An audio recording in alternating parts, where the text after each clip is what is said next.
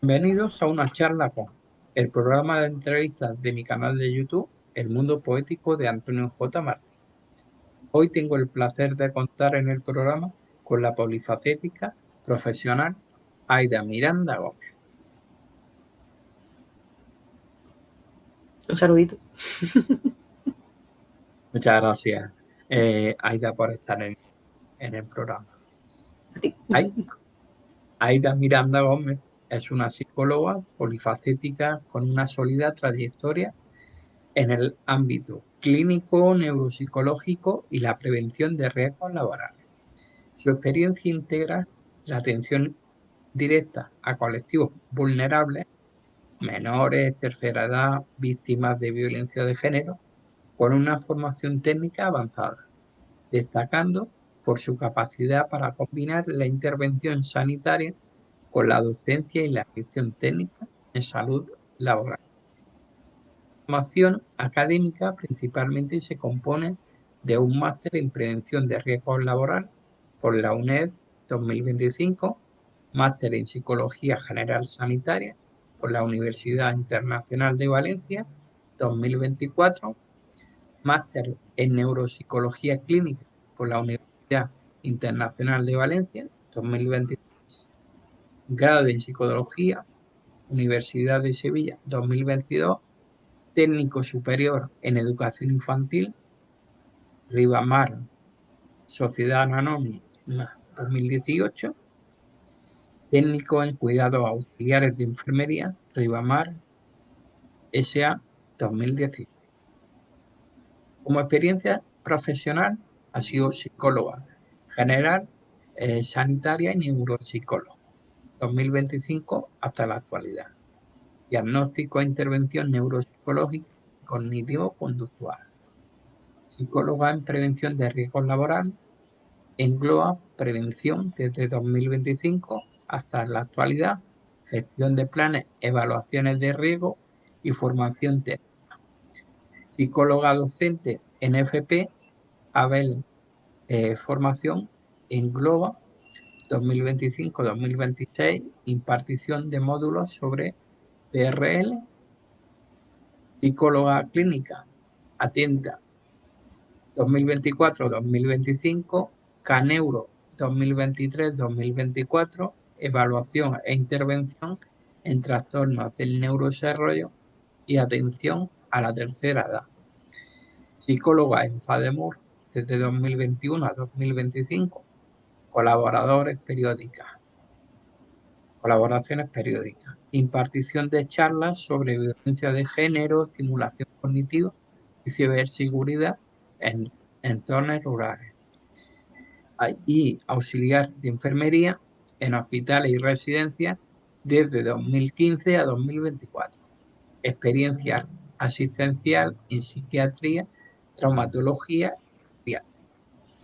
En cuanto a competencia y formación extra, decir, tiene formación especializada con amplios cursos en violencia de género, atención al TDAH, resiliencia, inteligencia emocional y rescate en altura, operaciones telco. Y voluntariado, amplia experiencia en atención a colectivos en riesgo de exclusión social, inmigrantes e infancia hospitalizada.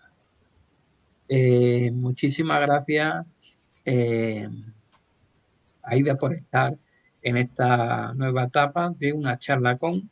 Estoy encantado de que vayas a participar y de que estés en este programa.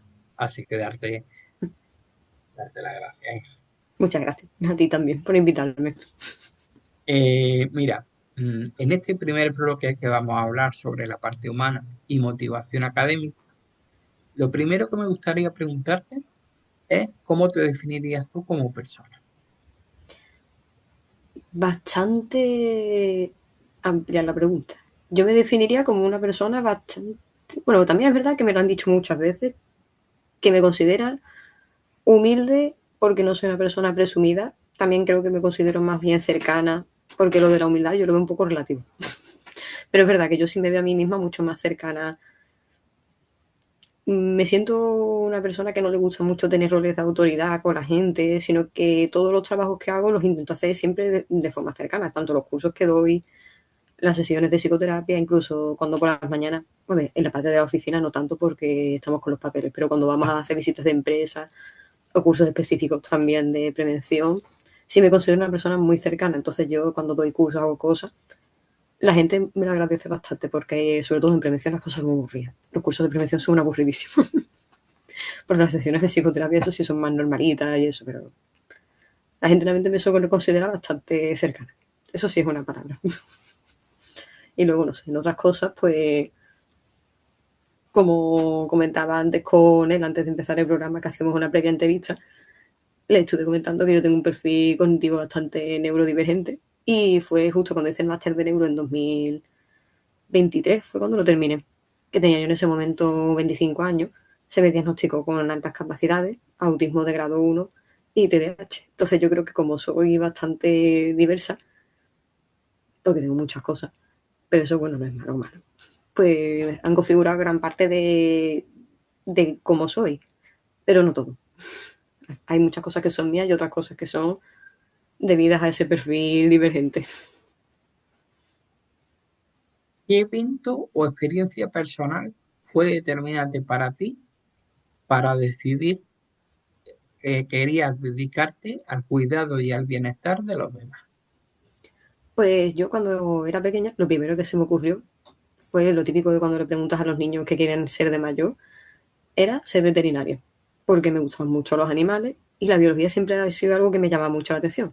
Hasta que un día mi padre me dijo que era muy duro ver morir a los animales y que la mayoría de veterinarios trabajan en mataderos y no es muy agradable. Entonces me hizo recapacitar, aunque bueno, posiblemente no era el mejor comentario para una niña. Y dije, bueno, lo mismo a lo mejor me gustan más los humanos que los animales, entonces para tratar con ellos, porque me dan menos pena, no sé. Así que con esa idea en la cabeza me fue evolucionando un poco más y recuerdo que con el tiempo empecé a pensar cuando a lo mejor era un poco más mayor, con 6 7 años, que me gustaba mucho el cerebro humano, pero normalmente cuando te enseñan profesiones y tú eres pequeño, siempre tiras a cocinera, camarera, tenista, o sea, enfermera, médico, pero nadie te explica que los psicólogos, por ejemplo, también estudian el cerebro igual que otras series de profesiones. No te lo explica nadie. Entonces a mí me gustaba eso, pero pensaba que lo tenía que enfocar sí o sí desde la medicina porque era como lo único que tiene que se parezca, o eso dicen. Entonces, cuando ya era un poco más mayor, en la época de mi comunión, 2 meses antes, porque la comunión mía fue en mayo, como suele ser normal, en marzo de aquel año falleció mi tía abuela. Y mi tía abuela para mí no era una persona cercana, no es como lo típico de gente que dice, tengo un tío abuelo y lo veo así como una cosa muy lejana. Y fue por un proceso de un osteosarcoma que tenía, con el cual se llevó muchos años. Lo que pasa es que como yo era pequeña, pues mis padres me explicaban de las cosas la mitad de la misa. Claro. Porque es lo típico que dicen, no, es que a los niños no se les tiene que explicar. Es mentira. Como psicólogo digo, eso es mentira. Hay que explicar las cosas a los niños desde un primer momento, adaptado siempre a su edad, pero se les tiene que explicar, porque si no lo que pueden hacer es ir desarrollando una serie de miedos a la muerte y a esos temas y intolerancia a la frustración cuando se hablen de ellos y no expresarlos con naturalidad, porque al final te vas a morir y la muerte es natural. No hay opción B a pensar que por sobreprotegerlo vas a librar de que sufra en la vida, ni mucho menos, no tiene ni pies ni cabeza. Entonces, punto negativo que hizo todo el mundo es que como siempre se ha pensado que a los niños hay que sobreprotegerlos, no me lo dijeron. Entonces yo veía que mi tía abuela estaba muy mal, pero me decían que no les podía preguntar. Entonces yo la veía mal y no podía preguntarle porque me lo prohibían. Me decían, tú la vas a ver mal, pero no le preguntes. Tú háblale de otras cosas, le dices esto o lo otro, pero tú no le preguntes. Y entonces a mí me dolía mucho porque no estaba entendiendo nada de la situación hasta que Claro. falleció. Pero ¿cómo que ha pasado aquí? Porque además el día que yo hablé por última vez con ella fue cuando ya entró en coma y mi padre me llamó diciéndome, te tienes que despedir de la tita, habla con ella. Y yo, ¿qué? Y yo no entendía la situación, no sabía que se iba a morir porque no me lo habían explicado ni me lo habían dicho. Y lo que le dije fue, bueno, tita, cuando salgas del hospital te iré a ver a tu casa, no sé qué, no sé cuánto. Y le dije cosas así muy normales. Y como siempre la veía sufrir, pero no entendía nada del concepto, se me quedó muy grabado. Entonces con los años, aquello me dolió mucho y luego acabó falleciendo también su marido por otro cáncer, pero fue por fumar y beber, lo cual no dejó de hacerlo debido al fallecimiento de mi tía porque no lo superó y no lo juzgó. Me parece que también al final cada uno lleva las cosas como puede. No es la mejor manera, pero uno hace lo que puede con los recursos que tiene. Entonces yo vi tanto sufrimiento, tanto dolor en mi familia por la muerte primero de mi tía, luego de mi tío, que yo decía, yo tengo que intentar hacer que la gente evite ese sufrimiento, lo cual es un completo error, pero claro, siempre te enseñan que el sufrimiento y el dolor es malo, entonces como te dicen que eso es malo, tú piensas que la idea es evitarlo. Y entonces dije, me gustaría ponerme a estudiar algo que tenga que ver con la sanidad para hacer que la gente sufra menos. Ese fue el planteamiento principal. Entonces, ahí en ese momento, cuando tuve que decidir, porque cuando ya en la ESO estaba, no me gustaba la idea de bachillerato, la verdad. No me gustaba, no me atraía absolutamente lo más mínimo, ni tampoco me gustaba la ESO. Entonces decidí meterme en el grado medio. Entonces dije, yo me meto en un grado medio de la enfermería porque no me da la gana de hacer bachillerato. Mis padres, que son ingenieros, pues se enfadaron un poquito porque decían, esto no tiene ni pies ni cabeza y en su época esas cosas no se hacían. Pero bueno, ahí estoy yo siempre haciendo lo que me da la gana. Entonces decidí que eso era una buena opción y cuando empecé a estudiar me gustó muchísimo el temario y en la parte práctica me di cuenta de que yo hacía cosas físicamente por las personas y mejoraba su bienestar físico, pero la gente está muy mal. O sea, la gente no solamente en un hospital, o sea, a ti te han quitado una pierna, por ejemplo, y por muchos cuidados físicos que tú des, las personas están mal. Entonces yo sentía que ya había una distancia entre mí y el paciente que yo decía, yo te puedo ayudar hasta aquí, pero hay algo que me falta y es que no sé cómo gestionar esta parte psicológica de la persona, porque no, o sea, por mucho que yo estoy haciendo, no estoy consiguiendo mi meta, que mi meta era evitar ese dolor en las personas, pero yo no puedo hacer más por ellas. Entonces me quedé un poquito así con aquella idea en la cabeza y como tampoco me gustaba mucho cómo funcionaba el sistema educativo, al año siguiente decidí meterme en el grado superior de educación infantil porque siempre se me quedó muchas dudas de cómo funcionaba el sistema educativo, las cuales la verdad resolví bastante de ellas y en resumen es que no funciona muy bien. Algo que ya más o menos evidenciamos todo el mundo, ¿no? Sí, sí.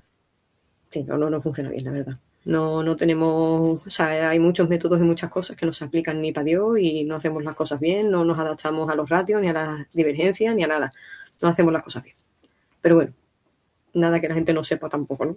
Y cuando estuve allí aprendí muchísimas cosas y me di cuenta de que esa parte educativa también me había gustado mucho porque mm, ser profesora de infantil o serlo en general era una cosa que me gustaba.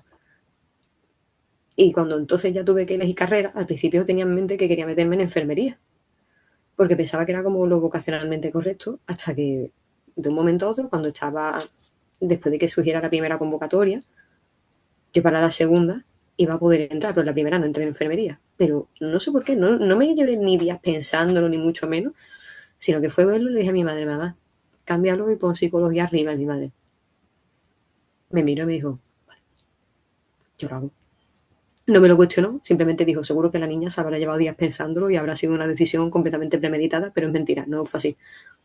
Lo hice así y en la siguiente convocatoria entré en psicología. Y además fui en la nota de corte de la segunda convocatoria, me quedé ahí poniéndole la nota a la gente. Y cuando me fui a matricular, mi madre me dijo, ¿pero tú estás segura? Le dije, bueno, a ver, malas, malas, esto tampoco es cuestión de vida o muerte. Si me gusta bien y si no, pues el siguiente año cambio de carrera, que no es un drama. Y cuando entré entonces en la carrera, vi muchas asignaturas de la parte de neuro que me gustaban porque cogían esa biología que a mí siempre me había llamado la atención y ese cerebro que yo pensaba que solamente estudiaba medicina y realmente no. O sea, yo tenía hasta dos novios médicos y muchos amigos y eso no lo tocan. Es más, mi último novio era neurólogo y no tocan las cosas de la forma que nosotros hacemos. Ellos hacen que la gente sobreviva, lo cual es bueno, porque si no, no puedes trabajar con ellas. Pero más allá de la supervivencia, luego el resto del tiempo que están en vida, si tienen fallos de memoria, quieren hacer rehabilitación o adaptación. Luego, si tienen fallos de comportamiento porque les afecta en ciertas zonas, ¿qué haces con ellos? Si luego esas personas mmm, tienen, en función del brote epiléptico, como va a pasar con algún paciente, algunos fallos en X tipos de zonas, en función de lo que desarrollen, de cómo se dé, en los niveles de gravedad y todo, o un tumor que se opera. O sea, las secuelas que quedan después de todo eso, ¿quién las trata? Porque el neurólogo no. O sea, el neurólogo te dice, bueno, yo ya te he hecho lo que tenía que hacer, tú ya tu vida. Entonces esa parte de la psicología me gustó mucho y aunque estaba abierta a seguir cambiando de opinión, cuando pasaran los años de carrera no cambié de opinión. Entonces ya luego decidí meterme en el máster de neuro y ser habilitante sanitario, que nosotros no podemos trabajar sin una habilitación o el PIR, que es la oposición. Y luego, como me di cuenta en la práctica clínica, que aunque me encantaba y me apasionaba mucho, es muy complicado vivir de ello, porque la mayoría de veces te tienes que dar de alta de autónomo y el autónomo es irregular en función de la gente que entre, que en Sevilla en verano la gente se va, lo cual entiendo perfectamente, yo también lo haría si pudiese, pero estoy trabajando. Y entonces si tengo menos gente en Navidades, Semana Santa, feria, verano, eso yo no me puedo ir a comprar una hipoteca con eso. No puedes, o sea, no tienes ingresos suficientes porque es que es inestable. Además de todos los impuestos, todas las gestiones que se tienen que hacer. Y como yo veía sufriendo a todas mis tutoras por el tema del dinero, que no se podían ir de casa con 30 y tantos años, dije, yo tengo que hacer una alternativa. Y como mis padres son ingenieros, pues hicieron ellos en su momento la habilitación de prevención y me dijeron, métete. Y casualmente una de las ramas que tiene la prevención es la psicosociología. Y dije, bueno, entonces me saqué el máster durante un año mientras he estado trabajando y haciendo cosas, un tiempo entretenido. Y después de eso, pues lo que hago es trabajar por las mañanas de prevención, que es lo que me da una base sólida para comer, por así decirlo. Y luego por las tardes lo que tengo es la psicología como diversión. Que al final de esa forma, una ventaja que he encontrado en función a otros compañeros míos que sí se dedican plenamente durante todo el día a ver a no sé cuántas personas, es que aparte de que me quito ese estrés de no tener un ingreso fijo, es que yo como lo hago por diversión, no me saturo. O sea, yo trabajo una tarde 5 horas enteras seguidas y no me saturo. Para mí es súper liviano. Sea el caso que sea, ya sean duros, normales, se me hace muy liviano en comparación a otros compañeros. Así que como descanso y todo, pues, está bien. Me parece bueno. ¿Y cuál es el rasgo de tu personalidad que consideras más valioso cuando tratas con pacientes o alumnos?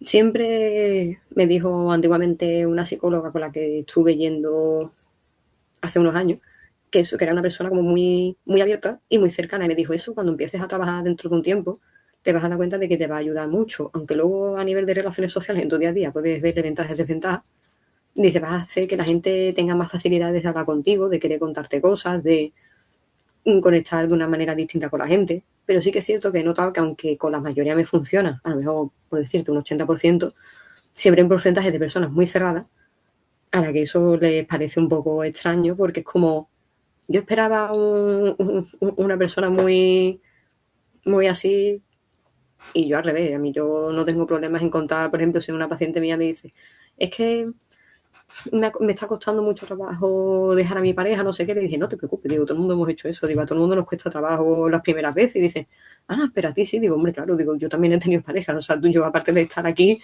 sentada, tengo una vida fuera Claro, y salgo y entro de mi casa, ¿sabes? O sea, yo un fin de semana salgo de fiesta, hago lo que, o sea, en plan, yo hago vida, ¿eh? Digo, yo no solamente vivo aquí en esta silla, digo, fuera de la silla también hay más mundo y la gente es como que le sorprende que tú puedas ser una persona abierta. ¿Y qué pasa? Que como además soy una persona inteligente, la gente me ve con respeto, o sea, es como diciendo claro. que a lo mejor si tú no sabes imponer ese respeto también de cierta forma, es muy complicado llevar bien una relación terapéutica, pero cuando tú impones un cierto nivel de respeto, si eres abierto, también la gente lo agradece porque se sienten menos solo. Cuando a lo mejor una persona te dice, es que yo hay veces que pienso en que tengo ganas de morirme, le digo, tranquilo, digo, o sea, la mayoría de gente piensa también que tiene ganas de morirse y dicen, ¿cómo? ¿Que los demás también? Y yo, sí.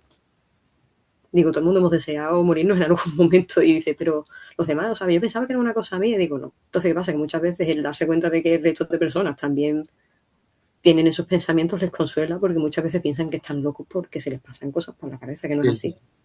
Pero muchísimo, o sea, no sabes lo que les relaja, entender que los demás también estamos arreados.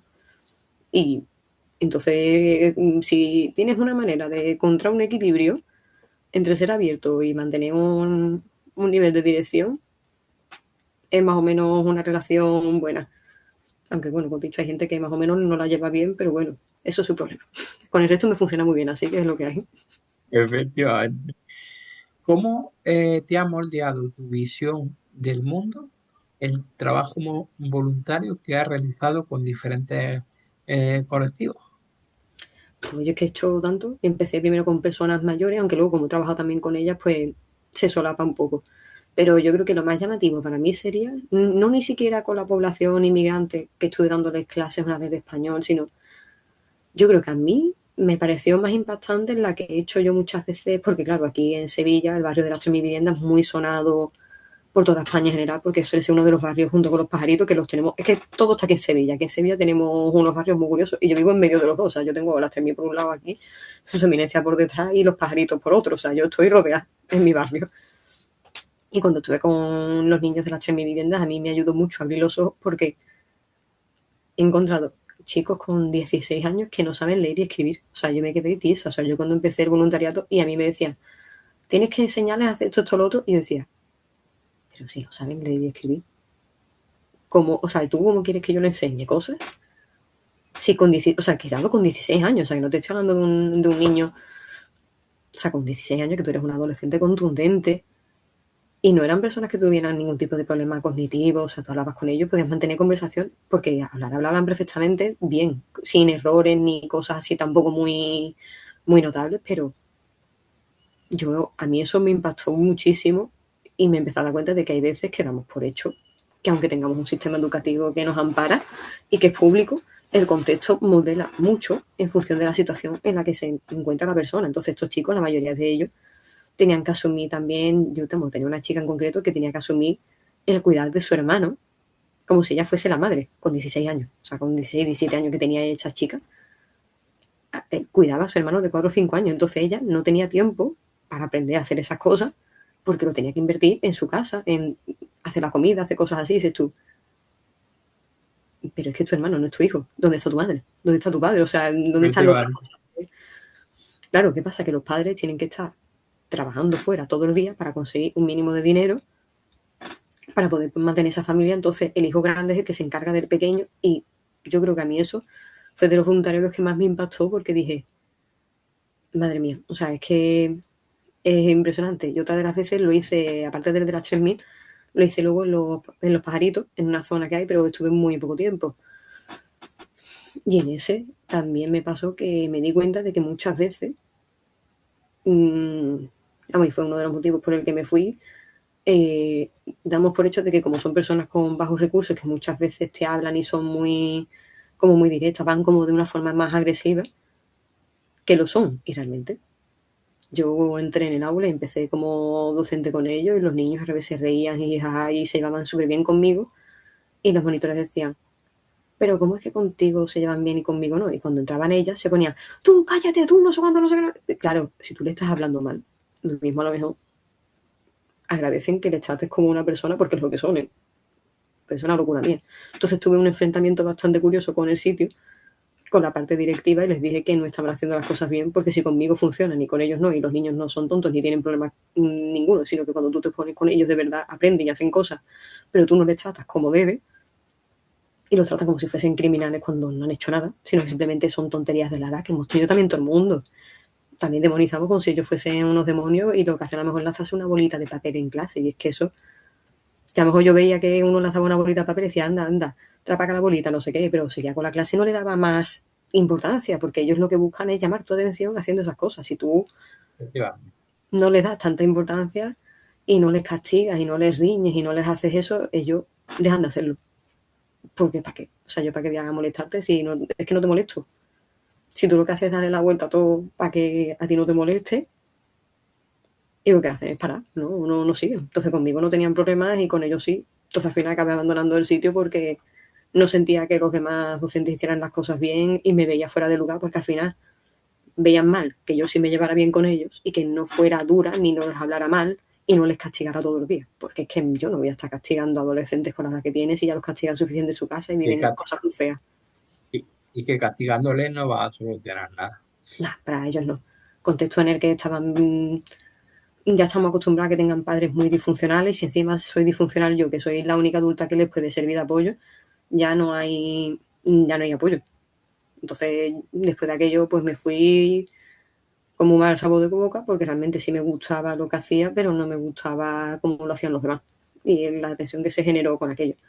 Así que nunca intenté tratar con la misma doctrina con la que tratas a los niños con recursos a los que no los tienen. Es una Bien. gran Es una gran metáfora, ya sea el contexto social o el que tengan en su casa. Que juzgamos mucho a todos los niños, incluso hasta los que tienen un buen contexto, hay veces que viven cosas en sus casas, porque yo luego los he tenido, pero en la consulta, y no tienen vidas tan perfectas la gente de puertas para adentro como todo el mundo se imagina. Así que es mejor no juzgar nunca a nadie Y, por sus cosas. y muchas veces el problema es nuestro porque no les damos el modelo correcto. Como adulto, tú tienes el deber de intentar ser la guía para ellos. O como profesional en función de si es un adulto también. Si tú tienes que hacer de guía y no guía, no estás haciendo tu trabajo. Y muchas veces la gente es muy prepotente como profesional y se piensa, la culpa no es mía, yo estoy riñéndole porque se está portando mal y es lo que hay que hacer. ¿Te has planteado que a lo mejor en vez de estar todo el día castigando, usas reforzamiento cuando lo hace bien y no castigas lo malo, lo mismo consigues reforzar una conducta buena sin necesariamente dañar el vínculo? O sea, no te digo que claro, si uno se levanta y le pega a otro, pues claramente lo castiga. Yo no te digo que no, pero si hacen cosas tontas y estúpidas que hace todo el mundo a partir de cierta edad, darles un poco de cancha, ¿sabes? Darles también un poquito de espacio para que ellos también hagan sus cosas de su edad. Como si la gente no hubiese hecho nunca nada en clase. Que aquí todos ahora son unos santos cuando son adultos, pero nadie se acuerda de lo que ha hecho cuando es niño. Claro. ¿Qué te motiva a seguir aprendiendo y formándote constantemente, incluso después de haber obtenido varios másteres y títulos técnicas? Depende, por ejemplo, en prevención es que tengo que sacarme muchos cursos para poder luego ejercer de docente y ser más funcional. Por ahora me falta legalmente uno y ya está. Pero bueno, en el resto de ámbitos yo lo llamo el vicio. Yo, mis amigos que ya se ríen de mí me dicen, es que tú ya, como te has sacado muchos másteres, muchas cosas, se pone, yo no me fío de ti porque me das a la media vuelta ya vas a volver a apuntarte a otro, ya vas a volver a hacer otro y digo, no sé, es que yo creo que cuando una persona es inquieta y es inteligente se da cuenta de que cuanto más estudia, menos sabe. Sí. O sea, yo ahora mismo, por ejemplo, me veo otros másteres y digo, uy, este estaría muy bien, y este también, este también. La gente me dice, pero ¿para qué los quieres? Digo, aprender. Ya está, no, pues para tener un aprendizaje arreglado. El problema es que muchos requieren ahora presencialidad y yo teniendo dos trabajos pues no tengo tantas horas de presencialidad y tampoco a partir de cierta edad no puedes dejar de trabajar para ponerte plenamente a estudiar. Y es que además es presencial lo obligatorio. O sea, a mí cualquier cosa que sea a distancia me parece fabuloso. No me gusta ir a clases. Esa es la verdad. No me gusta ir a las clases. ¿Qué chispa interna te llevó a iniciar tu camino en el ámbito sociosanitario con los estudios de técnico en cuidados auxiliares de enfermería y educación infantil, sentando las bases de tu vocación? Pues principalmente, como te dije antes, yo creo que como sufrí tanto por la parte de mi tía como también en el instituto y en el colegio, porque como cuando eres una mujer, sobre todo de divergente, no se notan tanto tus rasgos que cuando eres un hombre, que los hombres los tienen mucho más acentuados. El TDAH se da con impulsividad y agresividad. En las mujeres la agresividad no suele aparecer. Entonces, es más fácil un niño que una mujer. Cuando eres autista mujer, eres muy liviana porque tienes una inteligencia emocional grande, pero en el hombre no es tanto. Entonces empiezas a ver una serie de diferencias en las que en las mujeres es como todo muy light y en los hombres es muy llamativo. Entonces, a mí en el sistema educativo me han tratado siempre al revés. Te diría que he tenido, pero vamos, que cuando a la gente le cuento las cosas, la gente no me cree, porque todo el mundo ve el resultado del proceso ahora aquí, pero la gente no entiende que yo cuando era pequeña, en el colegio a lo mejor no tenía tantos problemas a nivel de estudio, porque sí era más a nivel de relacionarme con otros niños, que yo sentía que yo estaba muy desubicada. O sea, yo incluso de niña pensaba, yo soy tonta, porque es que hay mucha gente que sabe muchas cosas y yo no tengo ni idea. Y realmente era porque yo socialmente hay muchas cosas que no las atendía. Había cosas como que se ponían de moda, de series y cosas, y como a mí no me llamaba la atención, no las veía, pues yo no hablaba de ellas. Entonces todo el mundo veía como unas cosas y yo no. Y entonces yo decía, es que la gente es muy lista porque la gente sabe de muchas cosas y yo no me interesaba. Y cuando llegué luego al instituto, el problema sí empezó a ser más académico cuando superé tercero de la ESO, el año que yo llegué a cuarto, porque hasta tercero digamos que todo fue normal. Pero el año que yo llegué a cuarto de la ESO para mí se me hizo una bola tremenda porque yo no tenía ganas de seguir estudiando ni lengua, ni matemáticas, ni química, ni física, es que a mí me importaba todo muy poco. Digo que yo esto no le veo utilidad y sigo sin entenderlo. O sea, más yo creo que me metes en la ESO y a mí me amargas. También me metes en bachillerato ahora y me amargo porque no entiendo tanta parafernalia, Cuando, claro, hay que hacer algunas cosas básicas, porque si no, luego la gente va pensando que la Tierra es plana. Pero más allá de cosas básicas, que yo entiendo que está muy bien tener un kit de supervivencia para tener cultura, yo, por ejemplo, no he terminado la ESO y no tengo bachillerato. Yo lo que hice fue la ESA. Y la gente no me considera ni tonta ni me considera inculta. O sea que aquí tenemos que estar teniendo un fallo muy gordo en un sistema educativo. Si una persona como yo no se la puede considerar inculta y ni se la puede considerar tonta ni torpe, pero no ha sido capaz de sacarse una cosa que se llama educación secundaria obligatoria, ¿eh? La palabra es obligatoria. Sí, sí. O sea, no estamos hablando de... O sea, la palabra es obligatorio porque es obligatorio tenerlo.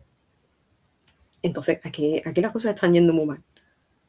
Entonces, a mí eso, yo cuando estaba en cuarto, en primer año a lo mejor, sí que empecé a pasarlo muy mal porque a medida que mis notas iban bajando, mis compañeros se metían conmigo porque me bajaban las notas, lo cual no entendí, porque no entiendo por qué le importa a los demás tanto mi vida cuando yo no me metía en la de Efectivamente. nadie. Pero fue como que de repente empecé a sentirme más desubicada todavía porque no sentía que estuviese a gusto con mi clase, porque mi clase se metía conmigo y los profesores empezaban a discriminarme. Y luego cuando lo repetí el siguiente año, me tocó una tutora que a día de hoy todavía sigo teniendo ganas de cruzármela, porque cuando terminó el curso le dijo a mi madre delante mía, tu hija habrá aprobado la prueba de acceso para hacer el grado medio, pero que sepas que tu hija no lo va a terminar ni lo va a sacar. Así que bueno, lo mismo a lo mejor la mujer no tenía razones. Lo mismo la mujer todavía seguirá pensando en su cabeza, porque lleva años sin verme, pensará que soy una inútil que anda tirada por la calle, o vete tú a saber la idea que tendrá en la cabeza. Y el problema era de los profesores porque ninguno supo ver nunca que yo era neurodivergente y no adaptaron nunca el sistema educativo a mí. Nunca supieron ver que yo era superdotada. O sea, si yo tengo un coeficiente intelectual de 135, 145 y tú no eres capaz de verlo como profesor, en comparación a otros niños, porque yo he tenido clases y tú notas cuando un niño hace algo fuera de lugar. Si tú tienes 20 personas que hacen lo mismo y de repente una está haciendo así, tú notas que la persona que es distinta es distinta. Y a mí no me adaptaron nada, no me hicieron nada, simplemente me tachaban de tonta, me tachaban de inútil y me dejaron de lado. Entonces, a mí eso me dolió mucho. Y cuando tuve que elegir, dije, es que los FB de sanidad, pues bueno, también, pero yo prefiero el de educación infantil porque tengo esa cosa de querer aprender qué ha pasado ahí. Y luego vi que la psicología realmente tenía dos cosas. Tiene una parte educativa y tiene una parte que es clínica. Y dije, las dos me gustan. Entonces, ¿por qué no? No todo el mundo tiene que ser médico. También tiene que haber Efectivamente. más cosas en el mundo. O sea, no todo el mundo que es inteligente tenemos que tirarnos para medicina, para una ingeniería, para ser arquitecto. No es necesario. Ya hay mucha gente.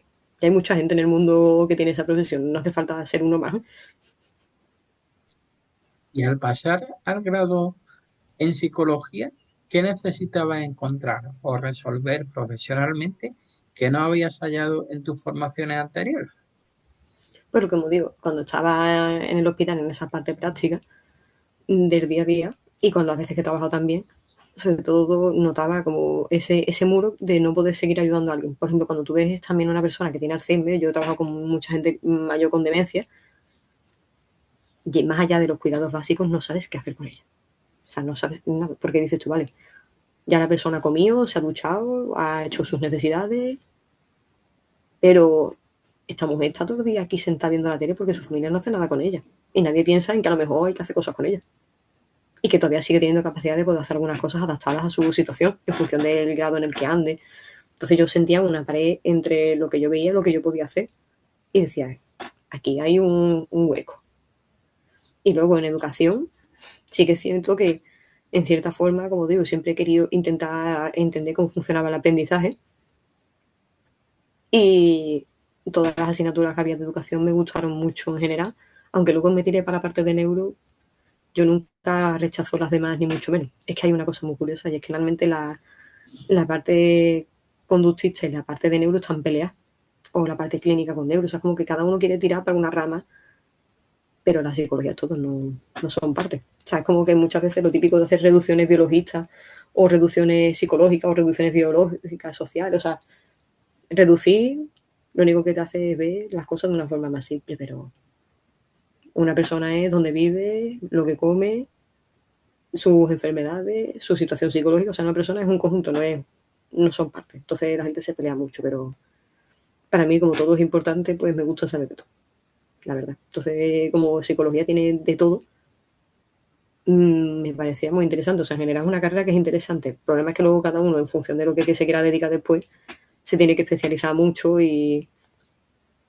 yo me tiré por la neuro porque me gustó mucho cuando estudié la asignatura de memoria y vi lo complicada que era y me llamó mucho la atención porque además es que funciona de una forma muy más gorda de lo que la gente yo creo que es capaz de percibir, pero la memoria es una función ejecutiva muy complicada, ¿eh? Y es al final, ¿quién eres tú? O sea, un ser humano es su memoria. Si tú le eliminas la memoria al ser humano, no, esa persona es como un animal, en plan, menos incluso te diría, porque los animales también tienen sus propios sistemas de aprendizaje y memoria. Entonces me gustó mucho ese concepto, a pesar de que lo que más siempre se ve que falla es la atención siempre está fallando.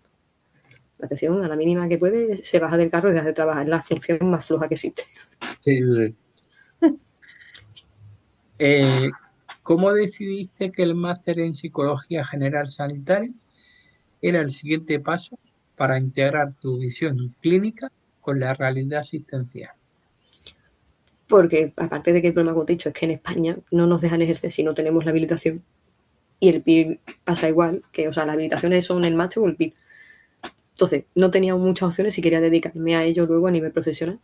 Pero además de eso, como yo luego por las tardes, aparte de hacer el tema de neuro, hago sesiones individuales, me gusta también, pero porque también te enseña a manejarte con otros temas en adultos, niños, sobre más cosas. O sea, es como manejarte clínicamente de forma muy amplia.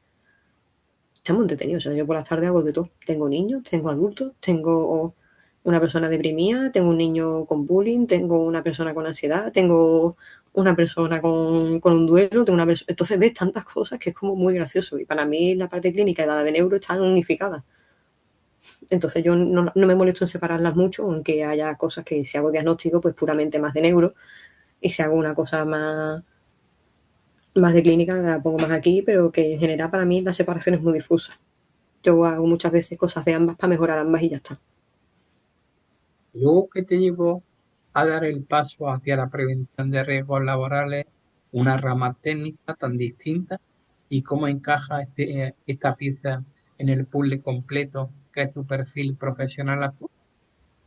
Pues es verdad que como te dije antes, pues, aparte de por la estabilidad laboral, que es una cosa entretenida, cuando ya estaba estudiándolo, me empezó a encajar algunas piezas del puzzle porque la gente trabaja.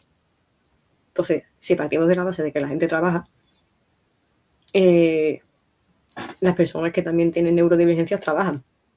Por lo tanto, si tú diseñas un EPI, como por ejemplo pasa con los cascos de ruido, para las personas que, por ejemplo, trabajan con ciertas maquinarias que emiten muchos ruidos y tal, porque luego eso no se puede considerar un EPI si a lo mejor estás en una oficina y eres una persona con algún tipo de neurodivergencia. O sea, es como que hay ciertas adaptaciones que no se valoran en función del perfil del trabajador, porque está muy bien pensar que una máquina que hace pupa a todos. Hasta ahí estamos todo el mundo de acuerdo. Pero es que hay veces que la persona también importa. O sea, la persona es un ser vivo.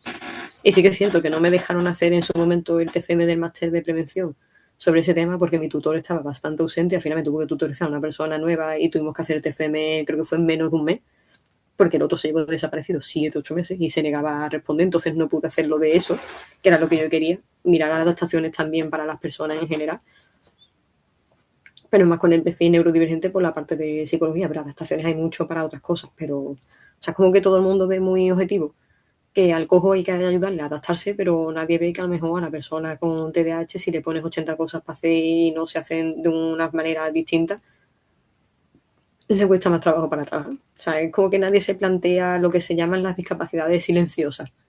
Es una cosa que no se plantea mucho. Y Claro, me parece, todo lo que no es visible, pues parece que no existe. no es visible para los ojos de la gente que piensa que es así, pero vamos, que te digo una cosa, la gente es más neurodivergente de lo que se imagina, lo que pasa es que la mitad no están etiquetados. O sea, hay muchas más cosas de lo que la gente se cree, porque yo a la gente se lo veo venir todo muchísimo, y lo que pasa es que la gente rehuye mucho de todo porque se piensan que son problemas inhabilitantes, y tampoco es así, simplemente son formas Yo distintas de soy, procesar información. yo soy de los que piensan que todos tenemos necesidades educativas especiales, porque en algún aspecto de nuestra vida estamos deficitarios. A mí las matemáticas no me gustan nada. Todo el mundo tiene, por ejemplo, el típico cliché de no, las personas que son súper inteligentes, las matemáticas les calman. A mí no me calman, a mí me alteran. Yo con las matemáticas no puedo. Entonces a mí me haría falta un apoyo. Si yo hubiese aprendido matemáticas, yo las asignaturas de estadística de la carrera lo pasé como el culo, la verdad. Fueron las que peor llevé en toda la carrera. Fatal.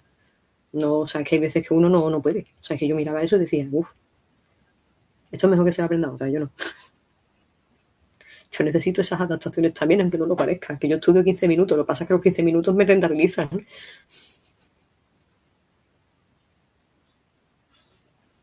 Ahora hablando un poquito de tu formación y tu crecimiento académico, ¿cómo logras integrar la rigurosidad de la neuropsicología con la parte más humanista de la psicología general sanitaria? Normalmente la neuro es verdad que sí que sí tendrá a ser bastante rígida, no te voy a engañar. ¿Eh? O sea, la neuro, como te he dicho, el problema de la gente es que la ve de una forma muy como una línea, como si fuera esto tienes que hacer esto, esto tienes que hacer esto, esto tienes que hacer esto. Y es verdad, hay ciertas cosas que más o menos pues, tienen sentido. Y la parte de la sanitaria es verdad que es mucho más amplia. Lo que pasa es que yo como las unifico, no hago como una distinción clara. ¿Por qué? Porque yo, por ejemplo, una cosa que yo encuentro últimamente mucho en las consultas es que la gente que cuando tienen problemas depresivos, ansiosos, o por ejemplo una de mis pacientes que tiene autismo también, que se lo tuve que diagnosticar yo siendo adulta, vamos, me ha pasado ya varias veces, o sea, no es la primera, y tiene fallos a la hora de la flexibilidad cognitiva, que es la capacidad de adaptarte a los cambios. Yo una cosa que hago muy básica es una rutina, ¿no? Y la gente dice, bueno, ¿y cómo integras la parte de neuro en la general sanitaria? Pues, por ejemplo, en la rutina, en función del problema, pues claro, no mismo la persona que está depresiva, que ansiosa y tal, y cada persona luego también tiene sus maneras, ¿no?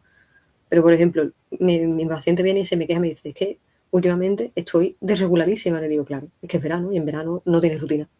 Cuando no tienes rutina, estás descontrolado, tu cabeza no sabe qué es lo que va a pasar después y se le va. Se le va la cabeza, empieza de mala leche, cada vez que hay algún cambio o algo se pone fatal. Y le digo, vamos a ver, tenemos un problema que es de neuro, con una solución que es cognitivo-conductual, que es hacer una rutina. Entonces tienes las dos cosas, las unes y dices, venga, vamos a ponernos, ¿qué vas a hacer? Mira, tú por las mañanas te levantas, sacas al perro, vale, vas a trabajar. Cuando terminas de trabajar, comes y descansas, vale. Después, ¿qué haces? Y me dice, no, es que el resto de la tarde está vacía. Le digo, no, te vas a apuntar al gimnasio, a clases de zumba, lo que te dé la gana, un deporte. Me da igual, tú tienes que hacer deporte porque todo el mundo va a hacer deporte. Entonces, si tienes dinero, tiempo y manera, hazlo. Vale, pues vamos a clasificarlo aquí al final del día, el momento de deporte y el momento de esas cosas. Hobbies.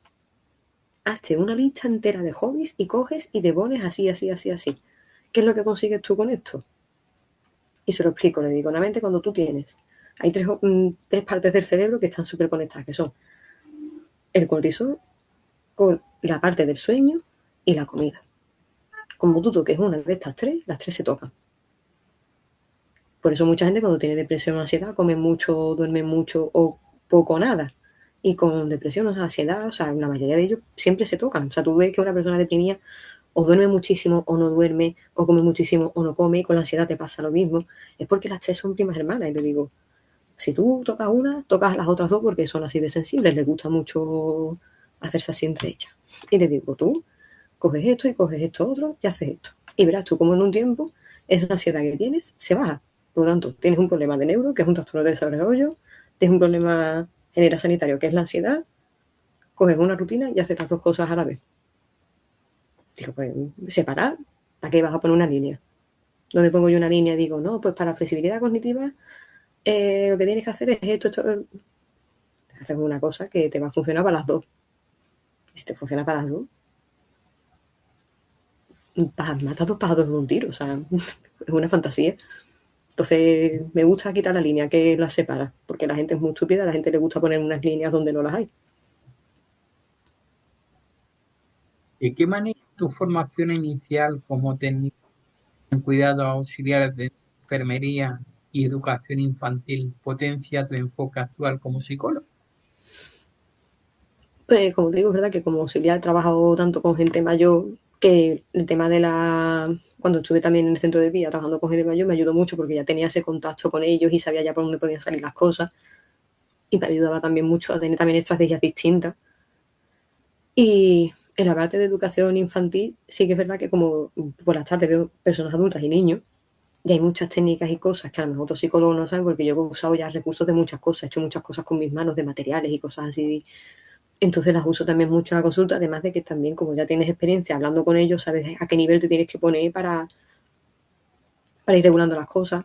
Y que además no es lo mismo cuando tú hablas de niños y los estudias, a cuando tú los tienes delante y vas viendo cómo evoluciona cada año de su vida visualmente. O sea, como las capacidades que tiene un niño de 3 años en comparación a uno de 6, que aunque tú te lo estudies está muy bonito, pero cuando tú lo ves y tú vas viviendo esos cambios con la gente, yo lo veo genial. Entonces, para mí, también, por ejemplo, en la parte de la auxiliar de enfermería, como yo, hay una cosa que realmente muchos psicólogos no han hecho, y es que como no han trabajado de auxiliares, no entienden que yo he vivido las 24 horas con personas que tienen problemas.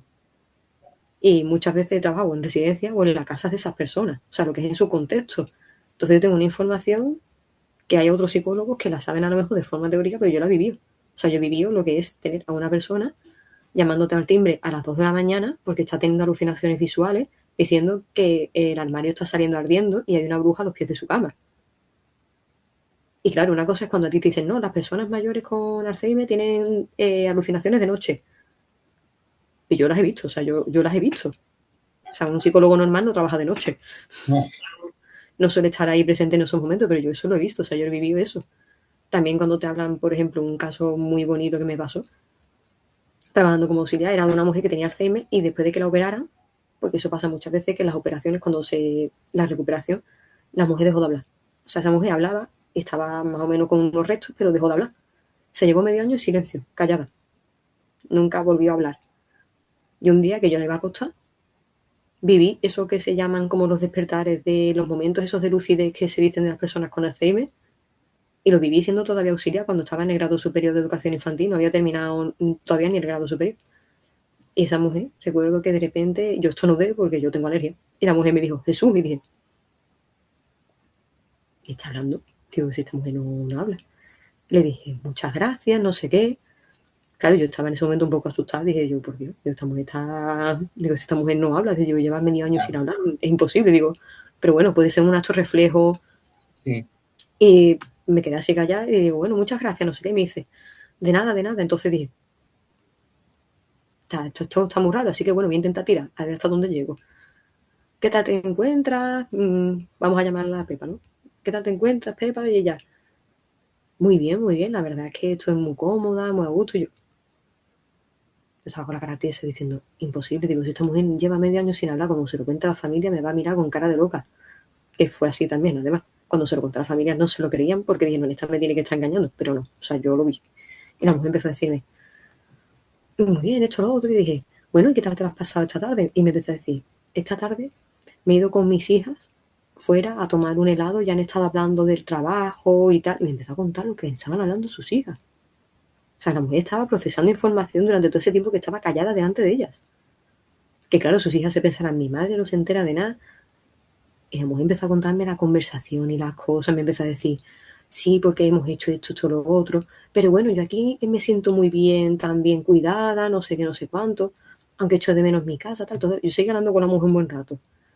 A todo esto que ya igualmente la tenía que dormir, pero yo estaba flipando, me fui al control de enfermería, se lo conté a las demás y no me creían. Hasta que al día siguiente, cuando vi a sus hijas y se lo conté, le dije, me pasó esto ayer por la noche, y me dijeron, ¿cómo va a ser tal? Y digo, sí, sí, me dijo que fuisteis a la esquina de allí al lado a tomarse en la heladería esa que está allí, un helado, y dice, ¿cómo? Pero claro, yo estoy dentro, ellas no saben que yo no lo he visto, claramente. Yo estoy dentro trabajando y ellas están fuera, pues yo no lo puedo saber si no me lo Pero dice. tú no conoces, claro. Y le suelto y le digo, y además me ha dicho que estabais hablando de este tema, no sé qué, y se quedaron. Claro, o sea, si tú no estás delante de la conversación en ese sitio, y yo no sé dónde pueden estar, si no me lo ha dicho esa mujer, me dijeron, es que, pero entonces lo que me has contado es verdad. Y yo, que sí, digo que tu madre me lo ha dicho. Y dice, pero ¿cómo va a ser eso? Y no sé cuánto, no sé qué. Y digo, pues para que veas, esa mujer se había llevado medio año callada, que es de la típica persona que tú la ves súper desorientada así. Y me contó que sabía hasta dónde estaba, o sea, que ella sabía perfectamente dónde estaba. Y que llevaba este tiempo, o sea, que la mujer había estado procesando esa información y guardándola en algún sitio recóndito de su memoria, pero lo que pasa es que no puede acceder a él. O sea, esa información no accede a ella. Y como no accede, no la puede verbalizar. Pero que no la verbalizara no implicaba que no la estuviese procesando. O sea, que si vos me estés procesando información como nosotros, claramente no todo al detalle, porque nadie se acuerda de todo al detalle, pero que la mujer sabía dónde estaba, o sea, estaba ubicada espaciotemporalmente, sabía lo que había pasado con sus hijas, sabía todo. Y sabía quién era yo cuando yo la conocí y ella ya no sabía hablar. O sea, sabe quién soy yo, sabe dónde está, saben todas las cosas. Y la gente se cree de verdad que son tontas. Entonces, cuando yo veo a otros profesionales que eso, por ejemplo, no lo han vivido, no entienden hasta el nivel. Claro, los que no lo han vivido no lo saben, claro. Hasta el nivel en el que tú puedes llegar a veces con cosas muy alucinantes. O sea, porque es que eso es un momento alucinante. O sea, es que yo creo que hay otros profesionales que eso no lo van a vivir en la vida. Porque para que te tenga que tocar la hora que tú atiendas a esa persona, tienes que tener una casualidad. Pero en cambio, cuando tú pasas varios turnos durante mañanas, tardes y noches, tienes más probabilidades de ver en algún momento alguna cosa así. Lo cual también te digo, es raro igualmente, ¿eh? O sea, es Sí. raro de todas maneras, ¿eh? Me tocó a mí por suerte y casualidad. Y es una cosa que a mí me ha hecho, como te he dicho, como a mí me gusta mucho el tema de la memoria, fue como algo que me quedó siempre impactada porque dije, estamos siempre pensando que esta gente no se enteran de nada y realmente se están enterando. Somos nosotros que nos pensamos que porque ellos no dicen las cosas no se están enterando y realmente se enteran. Y es más, yo también cuando he trabajado como psicóloga, como yo sé perfectamente que eso pasa así, a mí yo cuando entré en el centro de día había una mujer que estaba, que era la que peor estaba, o sea, como ausente, y me decían, no, con esta mujer lo que se hace es estimulación física, tal, en plan de ir cogiéndola así, en plan con cosas y poniéndole texturas y tal. Pues yo todos los días le hablaba a la mujer, porque digo, yo sé que esta mujer se está enterando de lo que yo le digo. Yo lo doy por hecho, entonces yo sé que esa mujer, aunque su familia y los demás saben que no o se creen que no, yo lo hacía, yo todos los días me ponía, venga, Pepa, tal, ¿qué tal estás? Buenos días, no sé qué, ¿sabes qué? Hoy el tiempo está muy raro, no sé cuánto. Pues yo este fin de semana yo le contaba mi vida a la mujer. A mí me daba igual, yo cogía y me ponía a contarle mi vida a la mujer. Oye, yo este fin de semana he hecho esto, esto, lo otro. Que sepas que además esta semana se va a celebrar no sé qué, yo me ponía a contarle cosas. Y después de llevarme unos meses allí, a lo mejor al tercer, cuarto mes, la mujer empezó a intentar hablarme. Empezó a intentar repetir las palabras que yo le decía. O sea, una persona que también estaba callada y además estaba en una silla de ruedas y estaba así. O sea, una persona que tú la ves y tú dices, imposible que esta mujer te vaya a hablar en tu vida. O sea, y de hacer simplemente una hora de estimulación a la semana, ¿eh? O sea, con una hora a la semana. O sea, que si realmente la gente fuese más persistente, se podrían conseguir más cosas. Y la mujer empezó a hablarme, o sea, empezaba a intentar repetir. A lo mejor yo decía, este fin de semana he ido al Rocío. Rocío. Intentaba. Y se ponía a decir palabras que yo por lo menos le decía. O sea, que la mujer ya estaba intentando hasta comunicarse a su manera, como puede. Pero, o sea, que la mujer ya llega un momento en el que eso, como reflejo, no lo estabas haciendo, porque la mujer no lo puede procesar como un reflejo. O sea, eso no es un reflejo. Es un procesamiento que tú tienes. O sea, eso se procesa. No es como hacer así, levantar un dedo y hacer algo, ¿no? O sea, esto no es un acto reflejo. No tenía ni pies ni cabeza, o sea que no podemos dar por hecho que la gente que está mal es así. Entonces yo creo que como auxiliar a mí me ha venido muy bien hacer muchas cosas con gente mayor antes, para poder hacer cosas bien cuando las tengo o cuando tengo pacientes y tienen personas mayores, se lo digo también y se lo explico. Para que también traten bien a la gente mayor, que muchas veces se piensa que como no se enteran, hacen lo que les da la gana. Y no es así. Efectivamente, que a veces se cree uno que, bueno, que están ahí y que no son capaces de hacer nada por el hecho de estar parados o de no hablar. Se entera, se Eh, entera.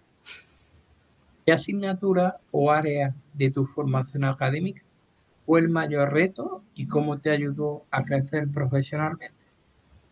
La estadística.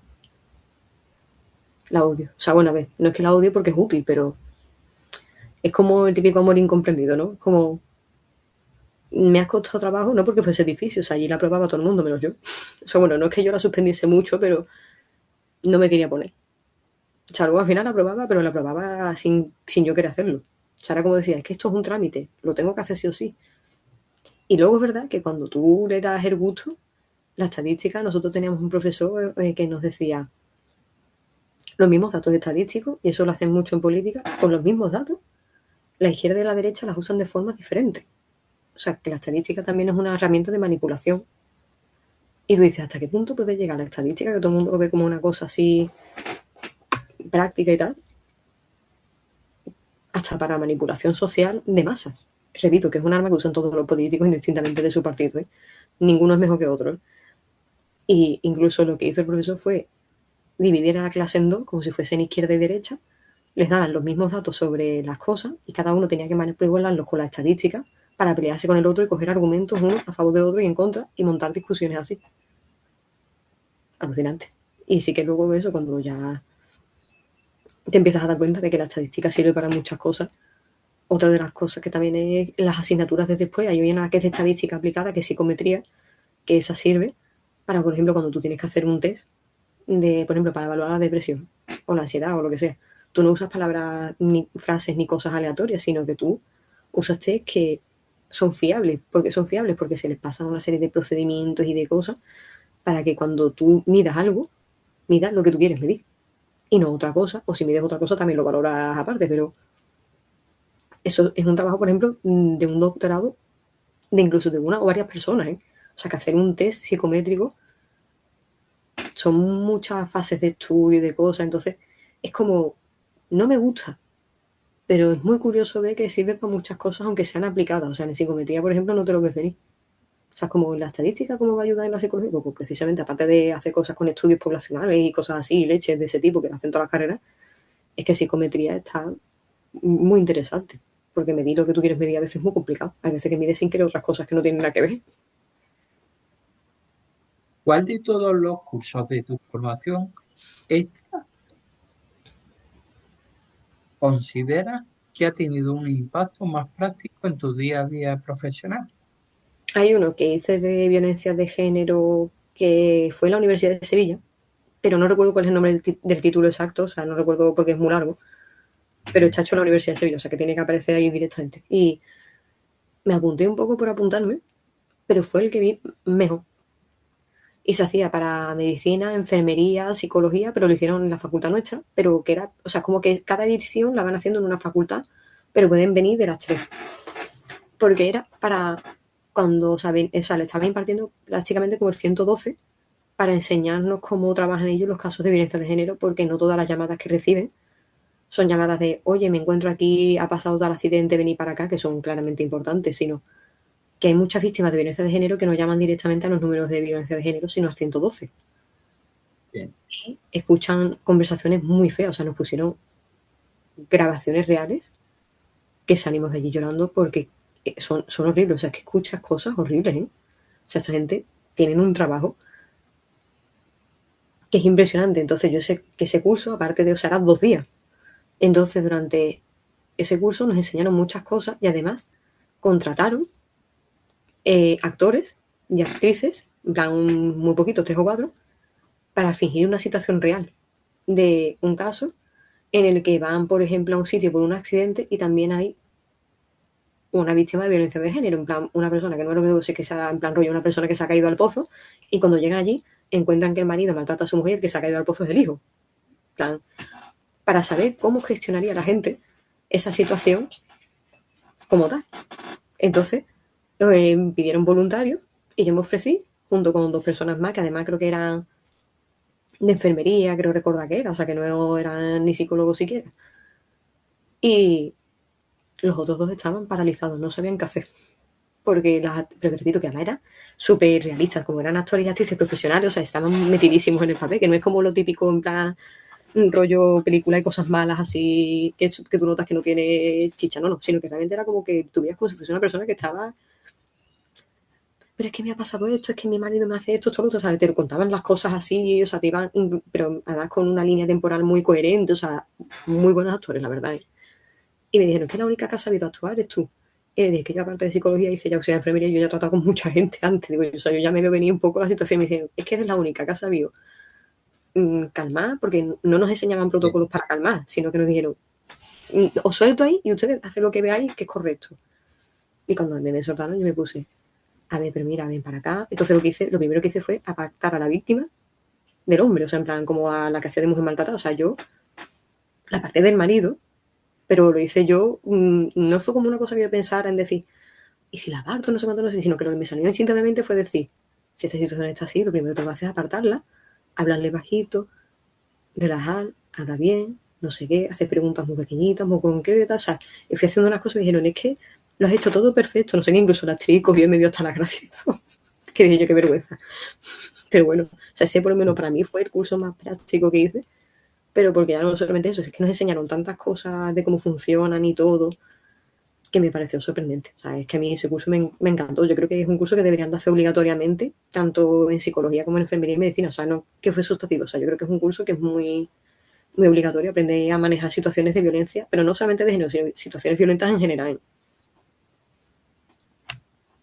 ¿Y cómo influye tu conocimiento en prevención de riesgos laborales en tu capacidad para evaluar el bienestar psicosocial de tus pacientes?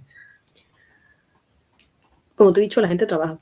Entonces, muchas veces cuando a mí me vienen y me cuentan cosas del trabajo y tal, yo ya me meto en el papel y digo, no, tranquilo, yo es que por la mañana soy técnico de prevención, yo sé cómo funciona, no sé qué. Incluso tuve un médico laboral que venía a la consulta y me hizo mucha gracia porque fue como decir, mira, este es de los míos también, pero en otra línea. Entonces, como te digo, muchas veces sí que es verdad que he hecho ahí un poquito de pupurrí, pero sí que es verdad que me pasó una vez también, que es lo que le digo yo a la gente, digo, y aparte de técnico, cuando yo voy por la calle, yo trato con personas, cuando tú vas a visitar empresas y tal. Y una vez tuve un caso muy fuerte que mi madre me dijo, quiero que vayas tú. Y le dije, ¿qué ha pasado? Y me dice, es que este hombre lo he llamado, que era un conserje. Pues nosotros también llamamos comunidades de vecinos que tienen conserjes porque tienen que tener también prevención. O sea, no solamente son como empresas así, empresas, sino esos también cuentan. Entonces me dijo, te quiero que vayas tú porque este hombre, por lo que me ha contado por teléfono, está fatal, no sé qué, no sé cuánto, y tú vas a poder ir para allá. Como si quieres ir solamente a esa empresa, llevarte allí 5 horas con él y no hacer las demás. Igualmente sí pude meter cosas en medio y luego me llevé 2 o 3 horas con el hombre. Y cuando fui para allá y empecé a hablar con el hombre, yo no sé cómo a mí no se me cayó el mundo porque el hombre básicamente no quería ir a los reconocimientos médicos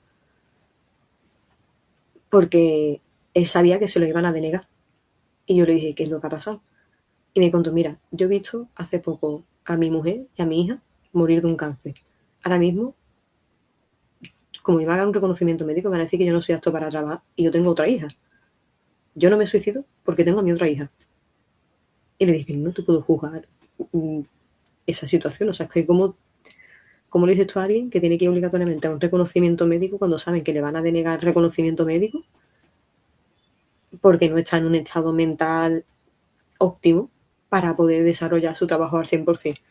Si ese trabajo está siendo parte terapéutica de lo que le está ayudando a servir para adelante porque es un momento de despejación, de poder sentirse útil haciendo cosas en lo que es la comunidad, porque aparte de podar setos y cosas así, si a un vecino le hacía falta cambiar una bombilla, avisaba al hombre y se la cambiaba. O sea, que el hombre también, si había albañiles haciendo obras, ayudaba a los albañiles. O sea, el hombre hacía muchas cosas en general, no solamente las propias labores de conserje y de vigilancia abajo. Ayudaba a mucha gente también a tirar la basura y tal, y el hombre era queridísimo allí. Incluso él no quiso casi ni darse de baja cuando falleció su hija y su mujer, pero es que a mí me contaba unas cosas que yo todo el tiempo que estuve allí con él me quedé tiesa. Mm, Entonces yo, cuando siempre veo que hay gente que a lo mejor tiene algún tipo de problema, cuando viene también allí a hacerse los reconocimientos médicos abajo, que luego tenemos que hacer formación con ellos y tal, y veo que están inquietos, veo que tienen algo, y les pregunta, hay muchos de ellos que te sorprenden. A mí, por ejemplo, el otro día también me pasó hace poco, hace 2 semanas o 3, un hombre que me decía, podemos rellenar estos papeles rapidito, no sé qué, es que me tengo que ir pronto. Le dije, vale, vale, no te preocupes. Y digo, ¿qué te ocurre? Y me decía, es que tengo a mi mujer abajo esperando en el coche porque tenemos que ir a su quimioterapia porque tiene un cáncer, no sé qué. Tú a lo mejor de primera, si tú no le preguntas a esa persona que por qué está nerviosa, tú ves a una persona nerviosa y dices, tú, tío, qué impertinente, tú tienes que estar aquí, no sé qué. Y tu primera reacción a lo mejor no es, no es buena. Pero si tú te paras y hablas con la gente, muchas veces ves cosas que dices tú después, es que tienes que tener cuidado. Claro, tiene sus motivos, claro. Pero la gente que normalmente no se para nunca a preguntar a los demás. Todo el mundo asumimos que alguien es gilipollas porque es gilipollas y no le preguntamos cuando si tú no conoces a la persona y tú no sabes lo que pasa por dentro, no puedes juzgarla. O sea que hay veces que cuando tú te paras realmente a hablar con la persona, tú El, notas que tiene pro- nada más. el problema, Aida, es que hablamos a veces no sabemos escuchar. Si no sabemos escuchar y no escuchamos, evidentemente hablar no es. Es más importante escuchar a las demás personas. Y también pasó, por ejemplo, un curso de prevención que di, uno de los módulos que di allí en abril, que es lo que de las cosas que habías dicho antes, pues di 2 módulos. Es que es una empresa que también tiene mi jefe, pero es una empresa aparte. Pero cuenta como aparte. Y recuerdo que había un día que mi madre me dijo, Aida, yo tengo aquí un alumno que está dando mucho ruido, no sé cuánto, no sé qué. Vete tú para la aula que tú manejas muy bien a esta gente. Y cuando me fui para la aula, el hombre empezó directo para mí, en plan, a darme ruido, en plan, muy, muy, como me dijo mi madre, eso muy así. Cuando empecé a preguntarle un poco, indagar qué era lo que le estaba pasando, y empezó a abrirse a rato de hablar conmigo, me empezó a decir que él estaba pasando por un proceso de desintoxicación de droga. O sea, que él estaba empezando a tomarse muchas pastillas para evitar los efectos secundarios de dejar las drogas y tal, que llevaba mucho tiempo con insomnio, porque cuando dejas ciertas drogas, pues tienes efectos rebotes de que si una droga es relajante, pues pasas mucho tiempo sin esa relajación porque el cuerpo está acostumbrado a ella. Entonces va haciendo un proceso que nosotros llamamos los procesos oponentes. Entonces le dije que este hombre lo que le pasa es que está rebotado por la situación que tiene. Pero realmente mi madre, ¿qué pasa? Que mi madre sabe que como a mí estas cosas me gustan, pues directamente me dice, te vas tú para allá y ya está. Ella, no, ella como sabe que no indaga bien y me dice, pues tú vas para allá y lo haces tú, está bien. Pero si a lo mejor mi madre no me tuviera a mí, si tuviera que tragar a esa persona, si a ella tampoco le da por preguntarle y no le da por mirar un poco más, tú simplemente piensas, este tío es un tonto del culo y ya está. Pero dices tú, tío, que en el fondo es verdad que este hombre tiene la cabeza desorganizada ahora mismo por cómo lo está llevando todo. Y no todo el mundo es lo suficientemente valiente a veces para dejar también las drogas y hay que también saber apoyar a la gente en sus momentos malos, ¿sabes? Pero hay que preguntar. No hay que presuponer, hay que preguntar. Efectivamente. Vamos a hablar un poco de tu experiencia laboral y tu aplicación diaria. En tu experiencia en FADEMUR, ¿cuál fue tu mayor desafío al abordar la violencia de género en entornos rurales? Los entornos rurales no son igual que la capital. O sea, yo vivo en Sevilla capital y yo a mí cuando mi madre me contaba cosas de cuando ella iba a cursos también en sitios rurales y tal, yo decía que no puede ser tan exagerado. O sea, me equivocaba yo. Hay sitios donde todavía las mujeres no van al bar. Solamente van los hombres. Y no puede ir una mujer a un bar. O sea, pero porque, por ejemplo, yo, si vivo en ese pueblo, no me puedo ir a un bar a tomarme algo con otra persona. O sea, no es una cosa que no entendí. Y yo pensaba, pero si ya no está aquí en la ciudad, yo entro, salgo, hago lo que me da la gana, no. Y los entornos rurales que son muy, muy distintos. Hay pueblos que son muy cerrados, pero que yo no sabía hasta qué punto llegaban realmente a ser tan cerrados. Entonces a mí me impactó muchísimo porque yo, sobre todo en esos pueblos, lo que hacíamos era ir a dar charlas de violencia de género. También se hacían rutas de empleabilidad con las personas para reinsertar a esas mujeres para que tuvieran trabajo y cosas. Con decirte que ha habido cursos donde han venido los maridos y los novios y digo, ¿cómo? O sea, en plan, ya no solo en plan te recojo y te llevo, que ya es raro, sino que se han querido quedar y yo, o sea, ¿en qué momento cabe que tú, o sea, en plan, se le está dando una ruta de empleabilidad y se le está dando un curso de fitosanitario para echar productos químicos en las plantas? O sea, te quiero decir que esos cursos son los que da mi madre como ingeniera agrícola, que está acreditada a ello. Y, ¿cómo que el novio se quiere venir aquí a sentar? O sea, para observar lo que está haciendo su novio. O sea, pero o sea, hay cosas que yo he dicho, esto es inviable porque es que aquí yo no lo veo tanto. O sea, aquí en la capital, a lo mejor habrá algún sitio donde haya pasado, no te digo yo que no, pero te quedas impactada con cosas que tú oyes, escuchas, y que además allí es verdad que los roles de género están muy marcados y las mujeres allí son muy de casa y no contemplan el hecho muchas veces de trabajar o de trabajar cosas que no sean de cuidadoras, de cosas así tan femeninas, ¿sabes? Como que no se plantean que si quieren pueden hacer una ingeniería o ser arquitectas si les da la gana, o sea, como que no plantean una opción B y tú hablas con ellas y dices tú, Dios mío, de verdad, o sea, o sea, eso a mí, por ejemplo, con los entornos rurales me impactaron mucho porque siempre decimos, no, si realmente estas cosas se han ido erradicando, Muy bien. pues es mentira, o sea, yo pensaba que sí, pero es mentira. O sea, yo estaba equivocada, yo pensaba que mi madre exageraba, pero no, mi madre no exageraba, la que estaba exagerando a lo mejor soy yo, que pensaba que eso no era así, pero sí, o sea, y en chicos jóvenes también, en plan en adolescentes, también estuve dando charlas en los institutos, y los adolescentes son también tremendos. A ver, de los adolescentes me lo espero más. la verdad, no nos vamos a engañar, pero porque son adultos en proceso de crecer y tienen que aprender cosas, tienen que aprender a relacionarse correctamente entre hombres y mujeres, pero en gente tan adulta ya te sorprende más porque dices tú, hombre, que te tomen por total con 15 años tu novio y tú te dejes historia un poco, vale, porque tienes 15 años, tienes problemas de autoestima, estás redescubriendo tu mundo, no tienes identidad, pero que tú ya con 30 años tu marido te diga, no, tú ya estás casado conmigo, tú no puedes ir al bar, te tienes que quedar en casa y cocinar y ya está. O sea, cosas que tú lo elijas voluntariamente, que me parece lícito completamente. Pero que te obliguen a una Digan a cosa. ellos, O sea, porque yo tengo amigas que me dicen, no, si es que a mí me gusta esto y yo lo quiero elegir. O sea, yo quiero que mi marido trabaje y yo quedarme en casa. Me parece bien. Pues vale, igual que si fuese al revés y me dice un amigo mío, no, es que yo prefiero que mi mujer trabaje y yo me quedo en casa. Pues me parece bien. Pero una cosa es que tú elijas voluntariamente y otra cosa es que tú elijas obligado. Que ahí es donde realmente radica la cuestión de esto. Y realmente es cuando tú ves que 50 personas están haciendo eso, es que a lo mejor no están tan voluntarias como tú te imaginas. ¿qué diferencia fundamental has encontrado al intervenir neuropsicológicamente en menores frente a personas de la tercera edad? Un factor común que sí tienen son las familias. Que yo creo que a veces las familias son lo peor, pero es verdad que el factor de las familias en las personas de la tercera edad suele ser más aminorado y en los niños es como que son más, porque al final son niños.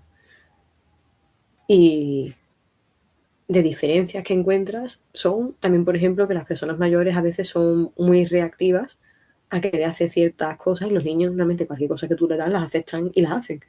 Pero las personas mayores son un poco más, te la tienes que ganar con las tareas Más que tú le das. ecléctica. Son más de esto es de niño. No habéis hacer un sudoku, no es una cosa de niño, eso lo hago yo, lo hace un niño, lo haces tú, lo hace cualquiera con la edad que quiera. Y es como que muchas veces ellos saben que los terapeutas siempre tiran a cosas así como un poco infantiloides, lo cual también hay que a veces intentar no tener esa idea porque muchas veces la gente te dice, no, es que la gente mayor son como niños grandes. Son personas mayores, lo que pasa es que muchas veces las hemos infantilizado también un poco y no tenemos por qué hacerles eso porque son personas adultas.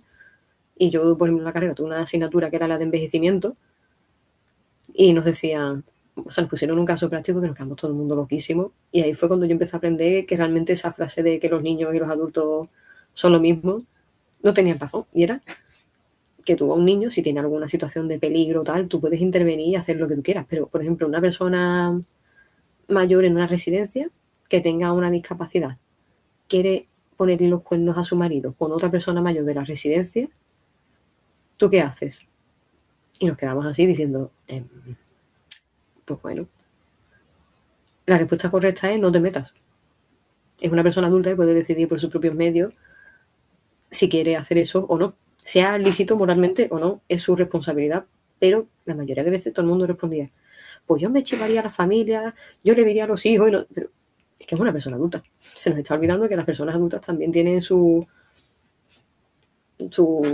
responsabilidades, su madurez, y que aunque hay veces que tomen decisiones un poco extrañas, siguen siendo sus decisiones, es su dinero, es sus decisiones, es su vida amorosa, es su vida, y mientras la persona no esté en un proceso de demencia que ya sea un poco más alterado, tiene capacidad de elección y tenemos que aprender a respetarlas y no tratarlas como niños. O sea, el problema es que muchas veces infantilizamos mucho, entonces es verdad que tienen algunos puntos en común, pero una diferencia que también tienen es que los niños, cuando tú intervienes con ellos, los niños van a mejor. O sea, un niño, tú intervienes y por madurez propia del cerebro, un niño siempre vaya mejor.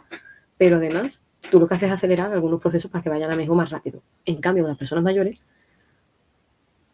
a veces consigues hacer cosas y otras veces tienes un techo. Es como que la demencia, si tú la tienes, no vas a conseguir la persona que estaba antes, por mucha estimulación que tú hagas. Vas a conseguir que eso se vaya más despacito o que si ya se ha ido, que vuelva un poquito para atrás, pero no vas a ver las mejorías que tú ves con un niño. Un niño tú le das cualquier cosa y eso empieza, en cuestión de un mes ya tienes un niño distinto, pero en una persona mayor vas a conseguir mejoras como ya las que te he contado antes, pero no es lo mismo. Entonces tienes que vivir las cosas también con una filosofía de con niños es todo muy bonito, todo mucha alegría, es todo muy jijijaja, pero con las personas mayores también pasa que a mí por ejemplo son el centro de día, igual que la residencia, también fallecen. O sea, tú también tienes que tener en cuenta que eso con los niños en las consultas no suele pasar, o por lo menos a mí no me ha pasado y no me gustaría que me pasara. Y no se vive igual la pérdida de un niño que de una persona mayor. Y entonces como que las diferencias son un poco así y abstractas, aunque la gente se piense que es más o menos lo mismo y muchos terapeutas pequen de poner los mismos tipos de juegos y de cosas. No, no se debe de hacer eso. ¿Cómo ha sido la transición de realizar diagnósticos clínicos a impartir formación como docente en el sistema de formación profesional?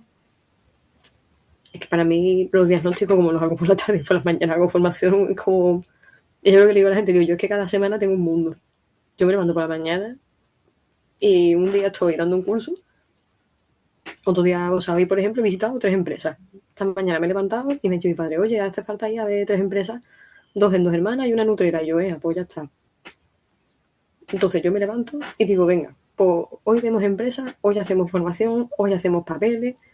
Y luego por la tarde es como, si tengo diagnóstico, los diagnósticos suelen estar prefijados con tiempo porque la gente tiene que coger horas y en función de lo que quiera, son más o menos horas, más o menos tarde. Entonces los diagnósticos sí los tengo previstos de una semana para otra y además tengo que hacer como la plantilla de evaluación, o sea, yo tengo que hacer una serie de cosas que eso no es como llegar y hacer las pruebas y ya está. Entonces yo, como digo, a lo mejor puedo estar por la mañana dando un curso y por la tarde, o sea, voy a mi casa, me ducho, como, me voy por la tarde y venga, vamos a ponernos a pasar pruebas y cosas y vamos a hacer esto y vamos a hacer lo otro y entonces yo hago lo que me da la gana, la verdad. O sea, yo tengo una semana, o sea, mis semanas nunca son iguales, ninguna. O sea, ninguna semana es igual que otra.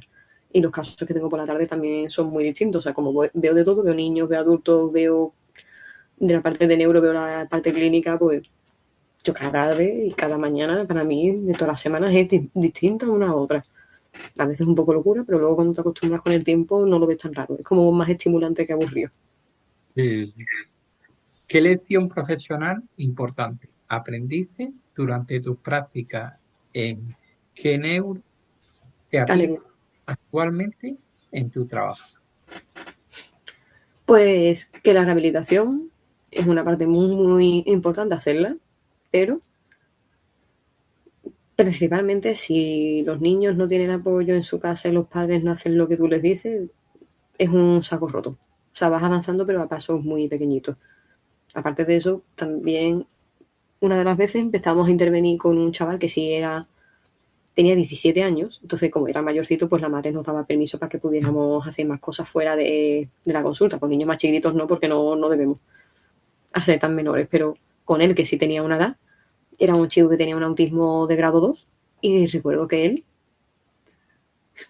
una de las veces nos fuimos a un supermercado para enseñarle a comprar cosas básicas. O sea, te quiero decir que dijimos, pues hoy la consulta va a ser funcional. Entonces la madre dijo, para adelante.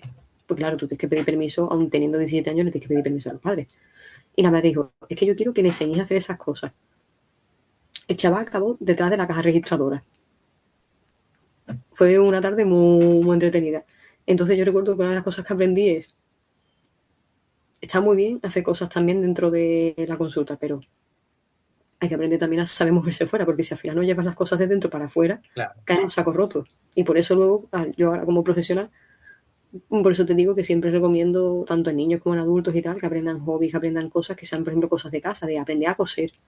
Es que si coser es una cosa básica, por si se te rompe algo que te gusta, ¿sabes? Que son cosas así para paños y cosas así que son productivas, que las vas a usar. Aprende a cocinar. O sea, yo mando cosas porque digo, si a mí me parece muy bien que tú practiques atención y todo eso, pero que no solamente lo haces leyendo libros, que si tú te pones a hacer varias tareas simultáneas de cocina y vas haciendo los espaguetis y mientras los espaguetis se están haciendo, estás atendiendo esa información mientras estás haciendo la salsa y vas haciendo a lo mejor también otra cosa más, tú estás haciendo muchas cosas y mejora mucho la atención de este tipo, de este tipo. O sea, como que a mí me gusta trasladar las cosas luego a la vida real y que la gente sepa moverse.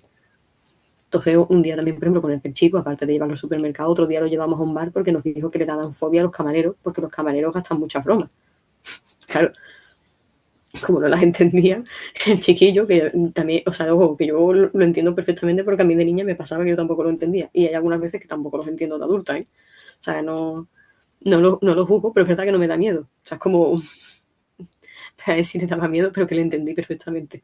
Y tuvimos que ir a un bar que estaba al lado de la consulta Nos tomamos algo allí, mi tutora, yo y el chaval, y le tuvimos que pedir explícitamente al camarero que viniera y hablara con él. O sea, y el camarero aceptó y nos dijo, sin problema, tal, toda que vino y empezó, oye, tal, ¿cómo está? No sé qué, empezó a hablar y se montó la leche y el chaval luego le gustó mucho la experiencia y ya fue como que le dijo, qué bien, qué simpático es este hombre, no sé cuánto, no sé qué, ya le gustó y entonces dijo, venga, ya los camareros no me dan tanto miedo, ya lo acepto.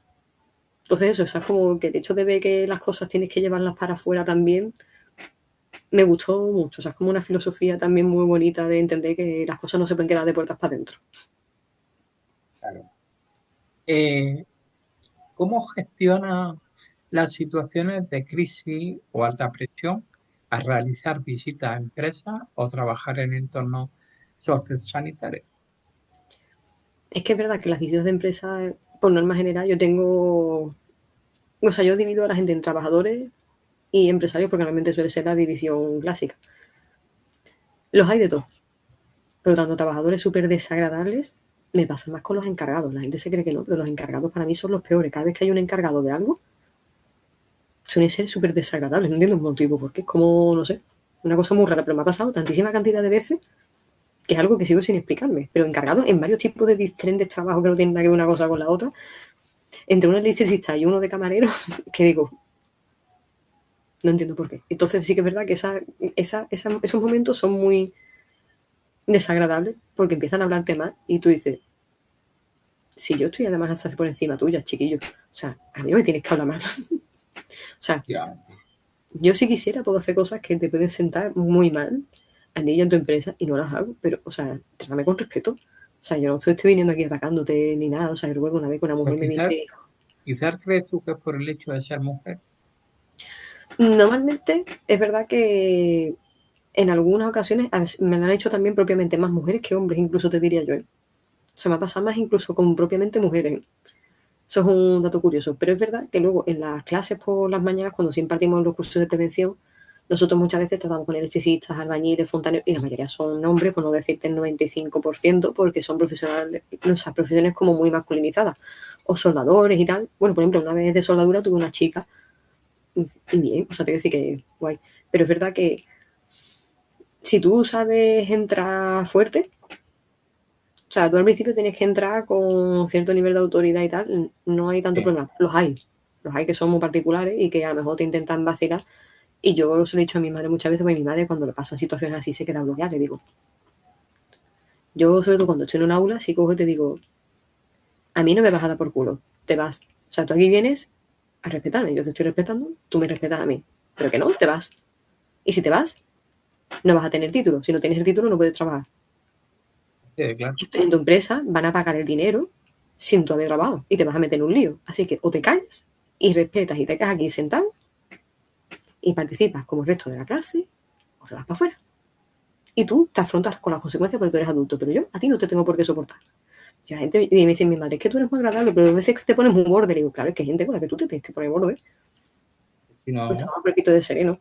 Pero es verdad que en las empresas sí que es verdad que normalmente para el rato que estoy no me da por eso. Pero claro, en un curso que tú estás 6 horas, a lo mejor hay cursos que son 2 semanas enteras o cursos que son 3 días, tú tienes que estar mucho tiempo con esa persona. Entonces, si tú no le pones un límite desde un primer momento, la persona te toma por el pito del sereno. Pero las visitas de empresa no me ha pasado tanto. Y luego, por ejemplo, con pacientes y tal, que se me pongan agresivos, no, pero que me hagan preguntas, cosas así muy raras. O sea, yo tuve una vez, además que fue la primera paciente que yo tuve, que además mi jefa me dijo, es que tienes muy mala suerte. Me dijo, tienes muy mala suerte porque has empezado y te has encontrado a la persona más rara del mundo la primera vez. Y yo intenté, o sea, yo tenía una mujer que vino con una consulta muy rara sobre el tema del TDAH, en plan como que la mujer me dijo que había hablado con la psiquiatra y la psiquiatra, hablando con ella 5 minutos, le había diagnosticado TDAH y le dije que eso no se podía diagnosticar así, tú tienes que pasar una serie de pruebas y de cosas, no es hablar y jijija.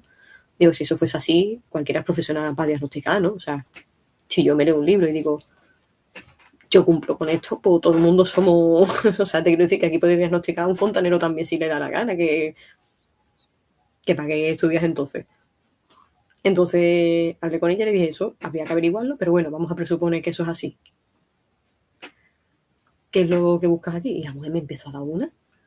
empezó a decirme cosas muy raras, como que ella había leído un estudio de que las personas con TDAH tenían muchos accidentes de coche y que ella pensaba que todos los accidentes de coche que había tenido era por culpa de su TDAH. Le dije, yo tengo TDAH y yo no tenía accidentes de coche y todo el mundo me dice que conduzco de forma muy segura y muy responsable. Eso no es causa-efecto, eres tú, Efectivamente. no la causa-efecto. Que una cosa es que tú quieras correr, pero tu cabeza, tú pares y digas, no corras. O sea, te quiero decir que tú no puedes echar la culpa a tu trastorno de tus problemas, porque eres una persona adulta y responsable. Y total, la mujer tenía continuamente un argumento, toda la sesión entera me volvió loca, se me entraron ganas de estrellarle algo en la cabeza. Digo, esta señora, te estoy diciendo que no y me sigues contradiciendo. O sea, es la primera vez y la única que me ha pasado, ¿eh? El resto de gente normalmente está abierta, que tú como profesional preguntas desde el respeto y te escuchan, pero no, ella venía a darme a mí clases. O sea, ella, que no tiene estudios, me venía a mí a dar clases de las cosas que había leído ella en internet y me las afirmaba ella. Y dije, vamos a ver, que eso no funciona así, no es causa-efecto. Hay muchas cosas y muchos factores que modulan que tú tengas un accidente de automovilístico y no solamente es por el TDAH. O sea, no solamente, hay otros factores. Pero imagínate, si todo el mundo que tuviese accidentes de coche tuviese TDAH, esto sería un despiporre. O sea, esto no tiene sentido ninguno. Y que todos los TDAH no tenemos accidentes de coche, que no, que no. Que las cosas no funcionan tan así. La señora, bueno, también he leído que tienen conductas sexuales de riesgo. Yo creo que todas las conductas sexuales de riesgo que he tenido han sido por el culpa del TDAH. Yo, que dejes de responsabilidad del TDAH de quién eres tú, no la responsabilices más. O sea, no generalices. O sea, lo que estás haciendo es leyendo una cosa que Sí, habrá estudios que las afirmen, no te voy a decir yo que no. Pero una cosa es que un estudio afirme una relación de, oye, hay mucha posibilidad de esto, y otra cosa es causa-efecto. Entonces la mujer, yo intentaba razonar con ella, la mujer me estaba poniendo negra. O sea, que yo acabé de allí diciendo, yo voy a tirar por el balcón de mi casa, porque esta mujer me ha dejado hoy ya descolocada. Digo, no puedo más con, o sea, hoy el día para mí está hecho. Y se lo conté a mi jefa y le dije, ¿qué está pasando aquí? Me dijo, mira, no la ves más. Me dice, pero vamos, qué mala suerte que hayas tenido una persona así. O sea, que es que lo que digo, o sea, tú que vienes al psicólogo para darle clases al psicólogo encima de cosas que no tienen ni pie ni cabeza. Digo, vamos, señora, por Dios, ubícate. O sea, si tú vienes aquí, vienes a tratarme con respeto y vienes a preguntarme. Y tú me puedes decir, oye, mira, Aida, he encontrado este estudio y la verdad es que me preocupa pensar que esto pueda ser así. Y yo pues digo, no, mira, esto funciona de esta manera. Tú mantienes una relación normal como el resto de personas y seres vivos. Pues no, esta señora venía a mí a darme clases. Y yo le dije, ¿para qué vienes? O sea, yo cogí y le pregunté, le dije, ¿tú para qué has venido? ¿Para explicarme tú a mí cómo funcionan estas cosas? Pues si tanto sabes, ¿para qué vienes? ¿Para qué vienes? Si yo ya he leído, yo ya he estudiado esto. También no me tienes por qué venir aquí a explicar las cosas que yo ya sé. O sea, no tienes por qué tener esa caridad conmigo. No lo entiendo. Y ya cogí, me impuse con ella y eso, llama a la señora y me decía, pues yo me quiero tomar sí o sí la medicación. Y le dije, la medicación para el DDH no siempre hace falta tomarla, yo no me la he tomado nunca, yo antes. pero que no es necesario. Es más, ni todos los niños les hace falta, no a todo el mundo. Hay casos que sí y casos que no es necesario. Y hay menos casos que sí. O sea, yo casos que sí he visto pocos. O sea, te diría que 5 o 6 contados a lo largo de mi vida. O sea, no 5 o 6 que habré conocido de muchísimos, o sea, o sea, de 50, 5 o 6. O sea, te quiero decir que no, no es necesario siempre, que no es una, tienes TDAH, te tienes que tomar una pastilla. No es necesario a veces. Hay veces que con otras estrategias puedes. Y la mujer, pues yo me las quiero tomar. Pues tómatelas. A mí, ¿para qué me vienes entonces a preguntar? Vete para allá y te las tomas. Qué Pues no me barbaridad. hagas nada por culo. Pues haz lo que te dé la gana, pero no me vengas aquí a decir que te la quieres tomar sí o sí porque has leído que como existen y que te pueden venir bien. Señora, que me da igual. Si vas a hacer lo que te dé la gana, no me vengas aquí a dar por culo. Digo, es que no lo entiendo. O sea, te vienes para acá para darme por culo una hora. Que hay más gente que se cree que sabe más que el propio profesor. Pero que a mí me parece muy bien. Si tú piensas así, no vengas y no me vengas a dar clase a mí. Si a mí no me hace falta que tú me vengas a dar clase. O sea, si tú piensas así de verdad, ¿para qué vienes? Es que no lo entiendo. O sea, es una cosa que no entendía. Sí, ¿Para qué? Para que yo te diga que sí, que es verdad todo lo que tú dices.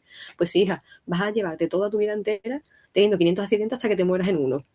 y Vas a tener toda tu vida entera necesitando pastillas porque eres insolvente.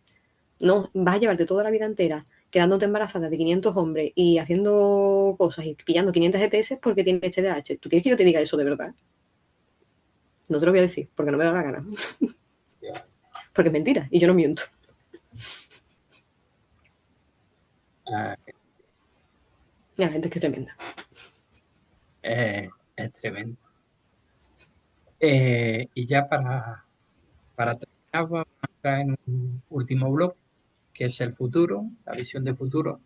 Y me gustaría preguntarte, ¿hacia dónde quieres dirigir tu carrera a largo plazo dentro del amplio espectro de la psicología y de la prevención? Pues últimamente he estado preguntando y hablando porque, como te has dado cuenta, en España las cosas han cambiado mucho a lo largo de los años. No últimamente mucho a mejor, más bien al revés. Y las personas que somos jóvenes, eso de irnos de casa se nos hace muy complicado hasta que tú no tienes un cierto nivel económico, que actualmente es ganar dos sueldos en vez de uno. Entonces, ya me he empezado a plantear que después del máster de prevención me quería meter a opositar o bien dentro de la Junta de Andalucía para técnico de prevención o para subinspección y de esa forma mantener un sueldo de 2.500, 3.000 euros por las mañanas con un trabajo muy cómodo de oficina y de esa manera poder seguir teniendo una consulta de las tardes y hacer lo que a mí me plazcan ganas. Sí que es verdad que si a lo mejor el trabajo de psicología fuese mejor, pero es verdad que por contrato, aunque no es poco, y lo que pasa en prevención son 1.800 euros, pero es que con 1.800 euros no te puedes ir de casa y comprarte un piso y tener un coche y comprar muebles y, o sea, no puedes, y como no se puede, aunque no es un sueldo bajo, si estás solo. O sea, si tienes una pareja así porque hay dos sueldos, pero depender de otra persona a veces es muy complicado. Entonces, aunque ahora mismo no estoy decidiendo tanto por mi motivación de interés, no todas las decisiones que se toman a veces son lógicas por tu motivación y curiosidad, sino que también hay veces que uno tiene que decidir ciertas cosas, no porque a mí me apasione quizás muchísimo la subinspección de trabajo, que es verdad que al final ya el mismo trabajo que hago de técnico, pero al revés, que es como yo elaboro papeles para esta gente y ahora esta gente me los pediría, o sea, yo ahora pediría los papeles, lo cual es bastante bueno. Entonces además salgo ganando porque de todas maneras si sigo estudiando eso, que voy a ponerme ahora, en breve, lo que hago es también mejorar el trabajo que hago por las mañanas. Entonces, si por las mañanas, o sea, por las tardes aprendo cosas que puedo aplicar por las mañanas, mejora también mi calidad como técnico. Entonces, es Claro, una cosa. te beneficia. Entonces, es verdad que aunque me hubiese gustado poder progresar también más con el tema de psicología y tal, es que el progreso que hay en psicología es mínimo. O sea, es como si no te haces un mega psicólogo super, ultra, hiper famoso o no eres dueño de una clínica y tal, donde tienes varios profesionales y eso, ganar un dinero contundente como el que necesito ahora para poder irme de casa es muy complicado.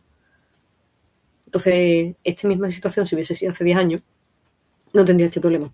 Pero uno no se puede fijar en lo que ha pasado, sino en lo que está pasando y las medidas que tú puedes hacer para solucionar. O sea, hay una cosa que le digo también mucho a la gente cuando viene por las tardes, es que aprender a tomar buenas decisiones mmm, es el motor de cambio para salir de donde estás. O sea, si tú ves que tienes un problema y que tienes que salir de ello, tienes que tomar una buena decisión.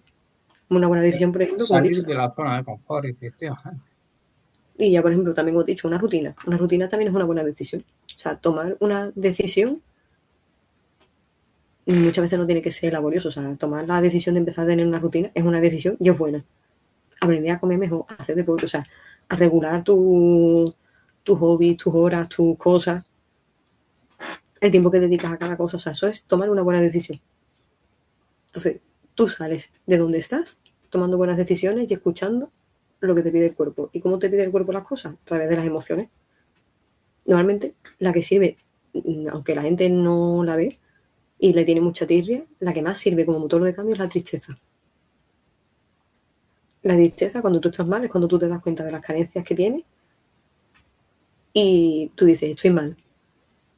Entonces es la que más sirve de motor de cambio para darte cuenta y sensibilizarte de lo que está habiendo alrededor tuya como contexto y tal.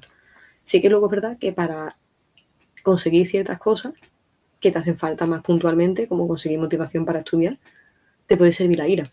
Que la ira te dice, pues me voy a poner porque me da la gana y no sé qué. Y entonces una ira bien encaminada y bien desenfocada también te ayuda mucho a conseguir motivación para cosas. Porque la alegría está muy bonita y a todo el mundo le gusta, pero nadie se cuestiona para qué sirven las demás cosas. Todo el mundo dice, ah, sí, porque esto me hace feliz, como esto me hace feliz, pues lo que me sirve para cambiar. Sí, a ver, está bien, pero a mí me hace feliz un helado, yo sé que el helado no es muy sano si me lo tomo en ciertas cantidades que no debería. Entonces la tristeza, la ira y el miedo son muchos buenos motores de cambio y te ayudan a darte cuenta de lo que te está rodeando para poder cambiar la situación. todas las emociones necesarias, aunque uno Sí, crea que algunas, ¿no? Nada, a la gente lo que le pasa es que no nos han enseñado a tolerarla. Entonces la gente es como, no, la tristeza es mala. Malo eres tú. A la tristeza no le digas que es mala. O sea, ¿ella qué te ha hecho? No, es que me siento mal. ¿Y qué? ¿Eso significa que tú puedes decir que ella es mala? Si tú te sientes mal porque debes de sentirte mal. O sea, soy como una amiga mía que me vino una vez y me dice, es que deja a mi novio. Dime algo para no estar triste. Estate triste. ¿Pero qué mierda de psicóloga eres? Hija, es que la tristeza es necesaria. O sea, ¿tú qué quieres? ¿Que tu padre se muera y tú no sufrirlo? ¿Te parece eso normal? Hija, pues si vas a dejar con tu novio y tienes que sufrir, pues sufre. Es que tienes que hacerlo. Pero no, vamos a ver, yo quiero estar feliz. No me importa lo que tú quieras. O sea, tu cuerpo lo que te está pidiendo es que te pares un tiempo y reflexiones. Y reflexionas sobre lo que ha pasado en la relación para mejorar tú y mejorar lo que quieres en el futuro a través de la tristeza, que es la que te para dice que te como pares y pienses. persona. Claro. Pero si tú no te paras a pensar y no te dejas que la tristeza haga su papel, vas a encasularla. Y además eso va a salir cuando le dé la gana. O sea, la gente que es muy intolerante, la gente que tiene muy mala visión sobre las emociones con lo que se llama valencia negativa. ¿Y cómo imaginar que evolucionará la neuropsicología clínica con la integración de nuevas tecnologías en los próximos años? Ya se están haciendo cosas muy chulas. O sea, ya hay... Nosotros ahora para octubre aquí en Sevilla, desde el Colegio de Psicólogos en el grupo de TDAH, que estoy apuntada, mi... O sea, lo que es la jefa del grupo, por así decirlo, es que decir mi jefa del grupo queda un poco rara, porque ellos mismos no les gusta llamarse jefes, pero bueno, son como los que dirigen el grupo, ¿no? Claro. Es lo que hay, no les gusta, pero es lo que tenemos que llamarlos de alguna manera. Ella en su consulta tiene, por ejemplo, un aparato que se llama de neurofeedback, que son como unos juegos y unas cosas con unos electrodos que tú te pones aquí y las personas que tienen TDAH, que es la población con la que ella trata, juegan unos juegos y tal que le ayudan a rehabilitar y mejorar las funciones ejecutivas, pero si se la pone una persona que no tiene TDAH, da dolores de cabeza, son horribles, son como insoportables, ¿sabes? O sea, es como... Hay ciertas cosas que ya están avanzando y que son muy divertidas, porque para un niño jugar a un videojuego que es dirigido exclusivamente a mejorar sus funciones ejecutivas es una cosa que les parece genial. Entonces, si tú puedes mejorar tus funciones ejecutivas haciendo algo que te gusta y es placentero, está genial. O sea, te quiero decir que no todo es, no sabes leer, pues ponte a leer. Entonces, aprende también a usar alternativas que sean divertidas, hace que las cosas sean menos pesadas. Entonces, es verdad que ya la neuropsicología está evolucionando mucho en cosas ya que podemos usar nosotros, porque una cosa es lo que se use para investigar, que también es muy importante, que las teorías y las cosas mejoren y las máquinas también, pero aquí precisamente en España no somos un pioneros en la investigación, se dedica muy poco en cualquier ámbito, cualquiera, o sea, en cualquier universidad no se dedica, o sea, España como país nunca ha sido destacada, ni por la izquierda ni por la derecha, en inversiones realmente de investigación. O sea, la investigación aquí está muy mal pagada, pero de siempre, no es una cosa nueva. Entonces es verdad que aunque la investigación tiene que avanzar, también tenemos que tener cosas nosotros en el día a día que nos mejoren también a nosotros y a los pacientes principalmente, porque está muy bien que a mí me quite trabajo, me lo dirijas o lo que tú quieras, pero el mayor beneficiario tiene que ser el paciente. Entonces hay cosas que ya están muy chulas y están muy bien, pero hay que seguir haciendo que sean más asequibles. Porque no todo el mundo podemos tener una máquina de esa que yo no he mirado cuánto vale, pero no creo que sea barata, ¿eh? ¿Qué problema social o psicológico actual te gustaría investigar o abordar con mayor profundidad en el futuro? Pues yo creo que de lo que más he visto en las consultas y también cuando estoy trabajando en el centro de día, porque claro, cuando tú hablas de trastornos de neurodesarrollo, la gente se imagina un niño. O sea, tú piensas, un niño con TDAH, un niño con autismo, un niño con problemas del síndrome de no sé, pero nadie se plantea que esas personas han crecido durante años sin saber que lo tenían y han desarrollado luego también demencias y yo empecé a notar que algunas personas expresaban las demencias de formas muy distintas y dije, pues lo mismo tendrá que ver que si los neurodivergentes han existido siempre y han crecido, será que también, aunque yo entiendo que ya cuando hay demencias de por medio, el tema del diagnóstico se tiene que hacer horroroso, o sea, no creo que se pueda, por lo menos con los métodos que tenemos actualmente no es viable.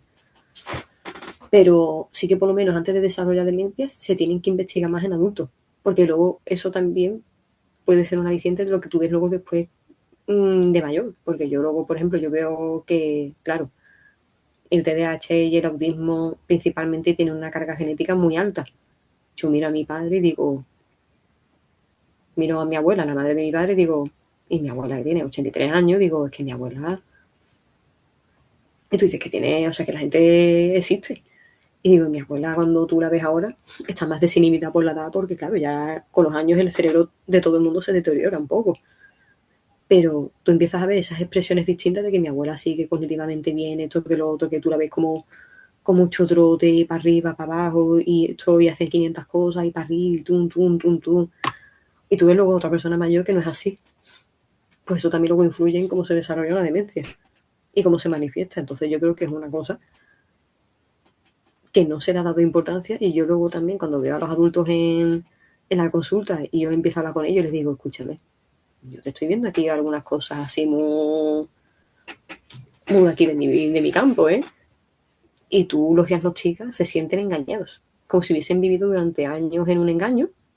Y yo también los entiendo porque de cierta forma cuando yo recibí el diagnóstico me pasó un poco igual. Y entonces te pasas años sin entenderte y sin entender por qué haces cosas muy distintas a los demás y te sientes a veces fuera de lugar. Y a ellos les perturba mucho porque, claro, eso es un duelo que tú también pasas. O sea, tú pasas un duelo cuando recibes un diagnóstico y empiezas a entender las cosas que pasaban de aquí para atrás, y luego tienes que empezar a analizar las que te pasan ahora y las que te van a pasar de aquí para adelante. Pero si tú empiezas a procesar eso desde que eres pequeño, empiezas a entenderlo desde chico, la plasticidad que tenemos desde pequeños para entender el mundo es diferente que cuando tú ya eres adulto. Y es lo que digo, o sea, se te hace todo mucho más bola.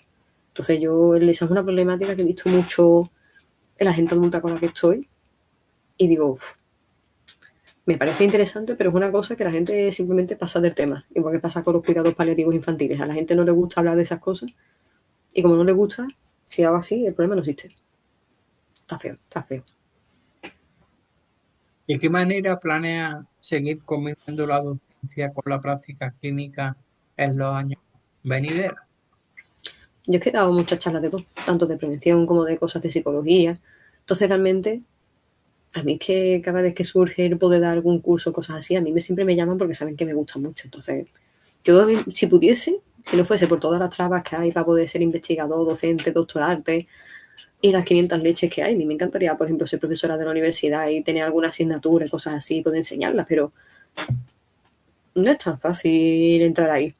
La universidad es un mundo bastante perturbador por dentro, la verdad. No es muy agradable, a no ser que tengas algún tipo de enganche o algo así, en cuyo caso no es el mío. Yo no tengo eso. Si pudiera realizar una aportación significativa a la salud mental en Andalucía, ¿en qué área específica te gustaría centrar tu esfuerzo? Pues curiosamente, nosotros es que hemos dicho en el grupo o sea, en el colegio de psicólogos yo estoy junto a varios grupos, el de TDAH, el de envejecimiento y el de neuro de adultos y el infantil, que son cada uno. Y en el de adultos estábamos haciendo una actividad que es ir al Virgen del Rocío, que es el hospital aquí que más hemos conocido también por toda España. Y nos dimos cuenta de que dan charlas y cosas para los pacientes que han sufrido esto en el área de neurología y tal. Y luego realmente ellos cuentan solamente en plantilla con psicólogos clínicos, que son los que se forman con el PIR, que es la oposición, pero luego no tienen como servicio de neuropsicología. O sea, es como que ellos tienen psicólogos clínicos en general, pero de neuro allí no tienen. Cuando luego tienen áreas, como pasa con personas que se les tratan de adicciones, como he dicho también, personas que tienen daños neurológicos y cosas así, y allí no cuentan con ese servicio. En plan, no tienen ni siquiera aunque sea uno que haga algo. Entonces lo vimos, intentamos contactar para dar una charla, y es algo que todavía estamos entre el colegio y el hospital y eso, aunque el hospital está de acuerdo, el colegio tiene que mascarlo un poco la propuesta que hemos hecho para ver si podemos hacer eso, y de esa manera generar a los pacientes como una necesidad de de esa profesión, para que la pidan al SAS y el SAS empiece a formar también a los psicólogos que están del PIB. Vamos, que en mi caso no me va a tocar, te quiero decir que no es algo de lo que nosotros vayamos a beneficiar, porque la mayoría somos generales sanitarios normales, no somos de máster, no de oposición, pero nosotros no lo vemos realmente por nosotros, lo vemos por los pacientes, porque el día de mañana puede ser mi padre el que está allí, en ese área de neurología, después de haberle dado un ictus, y que no haya un servicio de neuropsicología tampoco para ellos. Entonces lo que queremos es generar una necesidad, y el hospital está completamente de acuerdo en que somos necesarios, que lo quieren, Pero claro, lo tiene que financiar el SAT porque es una cosa pública y no podemos hacer nada privado con el SAT porque no, o sea, hay ciertos límites que no podemos pasar entre una cosa y otra. Entonces, queremos generar esa necesidad y la vemos buena, porque hay muchas entidades privadas que se dedican a la neuro, pero no en la pública. Eh, ¿en qué se Beneficio. beneficiaría el crear ese servicio de neuropsicología?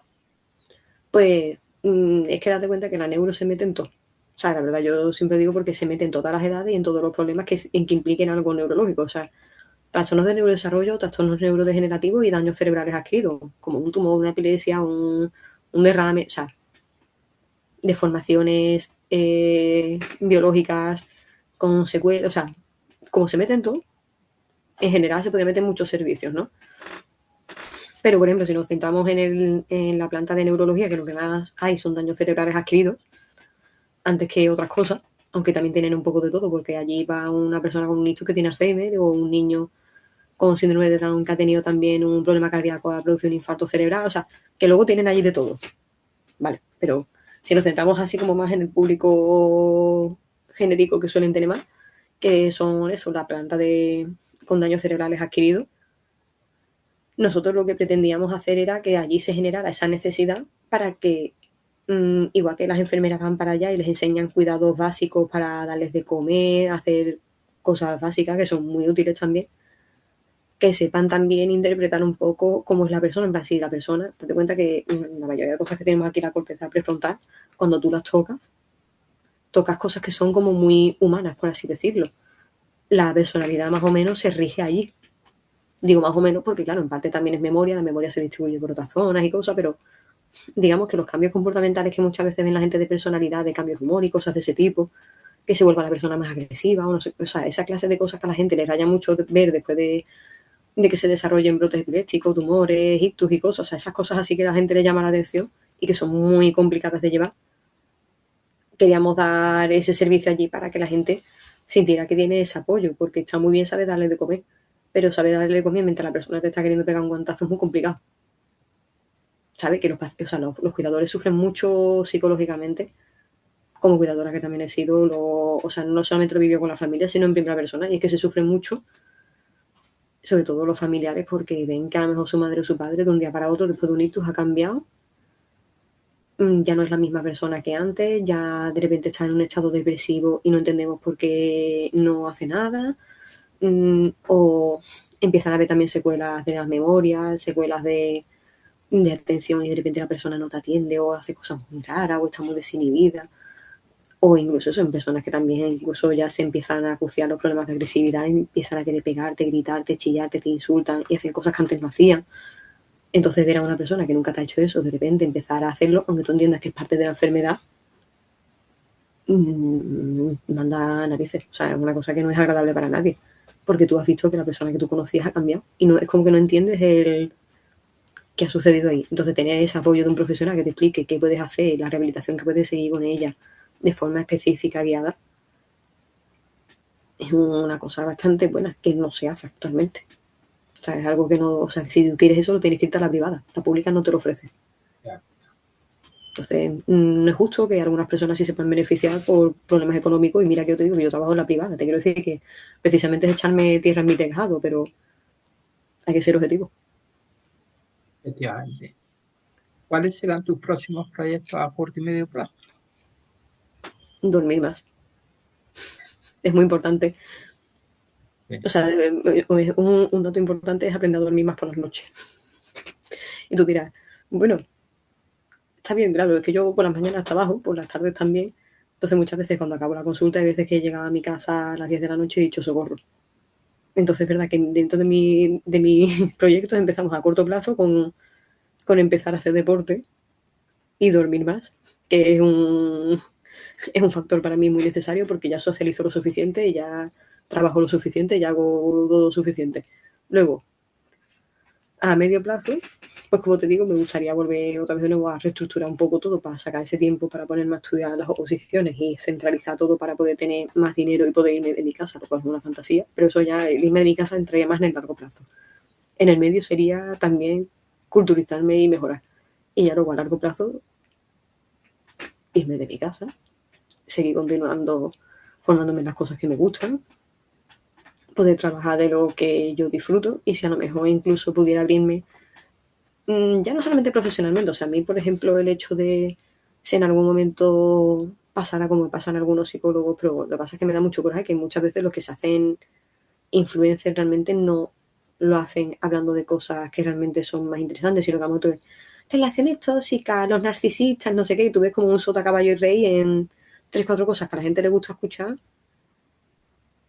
pero que está ya más repetido que cualquier otra cosa. O sea, es que yo ya estoy cansada de escuchar la palabra narcisista, dejemos ya de llamar narcisista a todo el mundo que te cae mal o te ha hecho daño, ¿sabes? Es un trastorno y las personas que también lo tienen un problema y vamos a dejar de usarlo para cualquier persona que sea un poquito rara.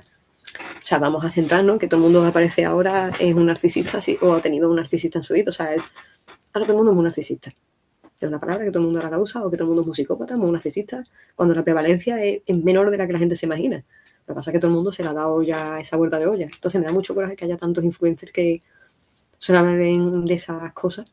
Y a lo mejor a mí me gustaría tener más voz para poder hablar de otras cosas que son interesantes, que la gente me escuchara y de que la gente dijera, oye, pues lo mismo, aparte de los narcisistas y de las relaciones tóxicas y esas cosas raras que la gente le pone nombre ahora y del ghosting y esas leches, que por cierto no son conceptos técnicos. O sea, el narcisismo sí, pero lo que es decir ghosting, las leches estas de relación tóxica, eso no es un concepto teórico, no es un concepto psicológico, son invenciones de la gente de la calle y los intentan acuñar como si fuesen realidades, pero es como si al final usaras un horóscopo para predecir la conducta, es la misma leche. O sea, tú no le puedes llamar ghosting a todo lo que a ti te sale también de las narices, no es un concepto teórico. O sea, tú no estudias primero de ghosting, segundo de ghosting, eso no tiene pies ninguno, ni tienes un temario de ghosting, eso no es un concepto. Hay conceptos que sí son, y ese no es un concepto por ahora aceptado a nivel de literatura científica, que es que luego también cualquiera se piensa que esas leches son psicológicas y no, eso no funciona así, eso no es una leche de ese tipo. Entonces me gustaría que la gente entendiese ciertas cosas de que sí son y que no son, y me da mucho coraje que muchos psicólogos las estén usando a pesar de que saben que no son científicamente correctas y en vez de educar a la población lo que están haciendo es incitarlas a que usen más esas cosas, también como una forma de escudar el comportamiento de los demás y victimizar más a la persona que lo sufre, en vez de también entender que todo el mundo tenemos responsabilidad en lo que dejamos entrar en nuestra vida. O sea, te quiero decir que todo el mundo hemos pasado por malas relaciones, o sea, todo el mundo ha tenido una pareja que le ha hecho daño, pero que tú también has hecho alguna cosa. Entonces tú tienes que aprender a responsabilizarte de lo tuyo, la otra persona de lo suyo, y que tú también tienes que responsabilizarte, a lo mejor de cosas así rollo de los que tú toleras tener al lado. Que todo el mundo hemos tolerado cosas, ¿eh?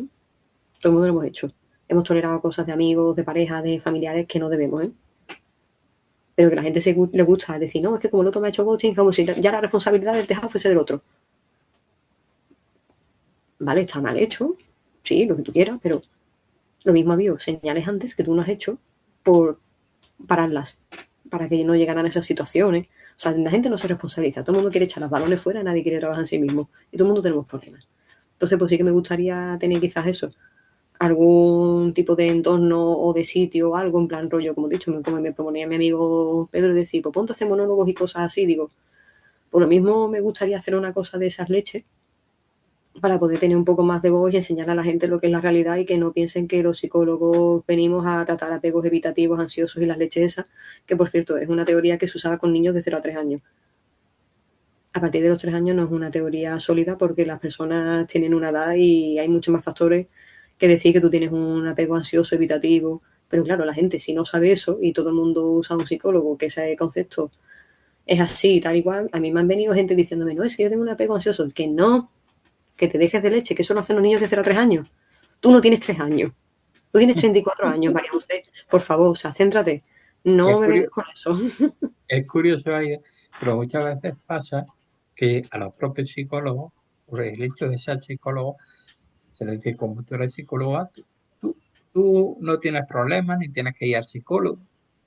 Yo por las tardes atiendo a una, con eso te lo digo todo. Una que trabaja aquí en el SAS como psicóloga clínica de PIR y es una mujer mayor. O sea, te digo, ella como mujer mayor viene a mí, que yo soy muchísimo más joven. Y yo en su momento también, bueno, ahora ya es que no, por ahora no me hace falta, por ahora. Cuando me haga falta lo haré. Pero yo también he estado en una y sin más. O sea, te quiero decir, todo el mundo tenemos problemas en nuestra casa. Es que me hace mucha gracia, pero a mí muchas veces la gente me dice, es que tú como psicóloga, que no me cuentes leche, que yo soy una persona. ¿Qué pasa? ¿Que el médico no puede fumar? Está feo, sí, pero el médico fuma. No, el médico no va a beber cuando salga de fiesta, porque es médico o el enfermero. ¿A que tú no le dices eso? Pues ya está, pues a mí no que no me vengan con las mismas leches. O sea, te quiero decir que a mí me hace mucha gracia que dice, no, es que tú cuando te enfadas eres tremendo. Y digo, sí, sí, ya lo sé, digo, yo intento controlar lo mío, pero yo hago técnicas, hago cosas, yo mejoro lo mío. Pero que si algún día se me escapa hacer algo, eso es lo normal y lo lógico y lo razonable porque soy una persona. O sea, no. O sea, somos personas. O sea, tú ves un psicólogo y es una persona. Tú ves un médico y por mucha autoridad que tenga como profesional, es una persona. Todo el mundo es una persona. Incluso un premio Nobel es una persona, Donald Trump es una persona, o sea, todo el mundo, independientemente, igual el rey de España también es una persona. Está muy bien que todo el mundo tenga su autoridad, su sitio y sus cosas y que echemos cuenta a los profesionales, pero que todo el mundo tenemos lo nuestro. O sea, la gente de puertas para adentro, o sea, yo no sé, por ejemplo, cómo estará Donald Trump con su mujer de puertas para adentro. Lo sabrán ellos dos, yo no lo sé. Entonces, pues si Donald Trump tiene sus problemas y la gente no va diciendo, sí, pues Donald Trump se pelea con su mujer, pues normal. O pasa, yo si me echo una pareja no me puedo pelear con ella. O me pelearé si me da la gana, mira. La gente me va a mandar encima en mi vida. O sea, la gente no sabe mandar la suya, me van a venir a mandar la mía en la mía. Pues quiero decirte, Aida, que ha sido un placer que hayas estado aquí en una charla que ha sido una charla muy bonita y que me ha gustado entrevistarte, sinceramente. Así que muchísimas gracias por participar. Ya tipo, ahora avísame, cuando tengas ganas de otra cosa me llamas.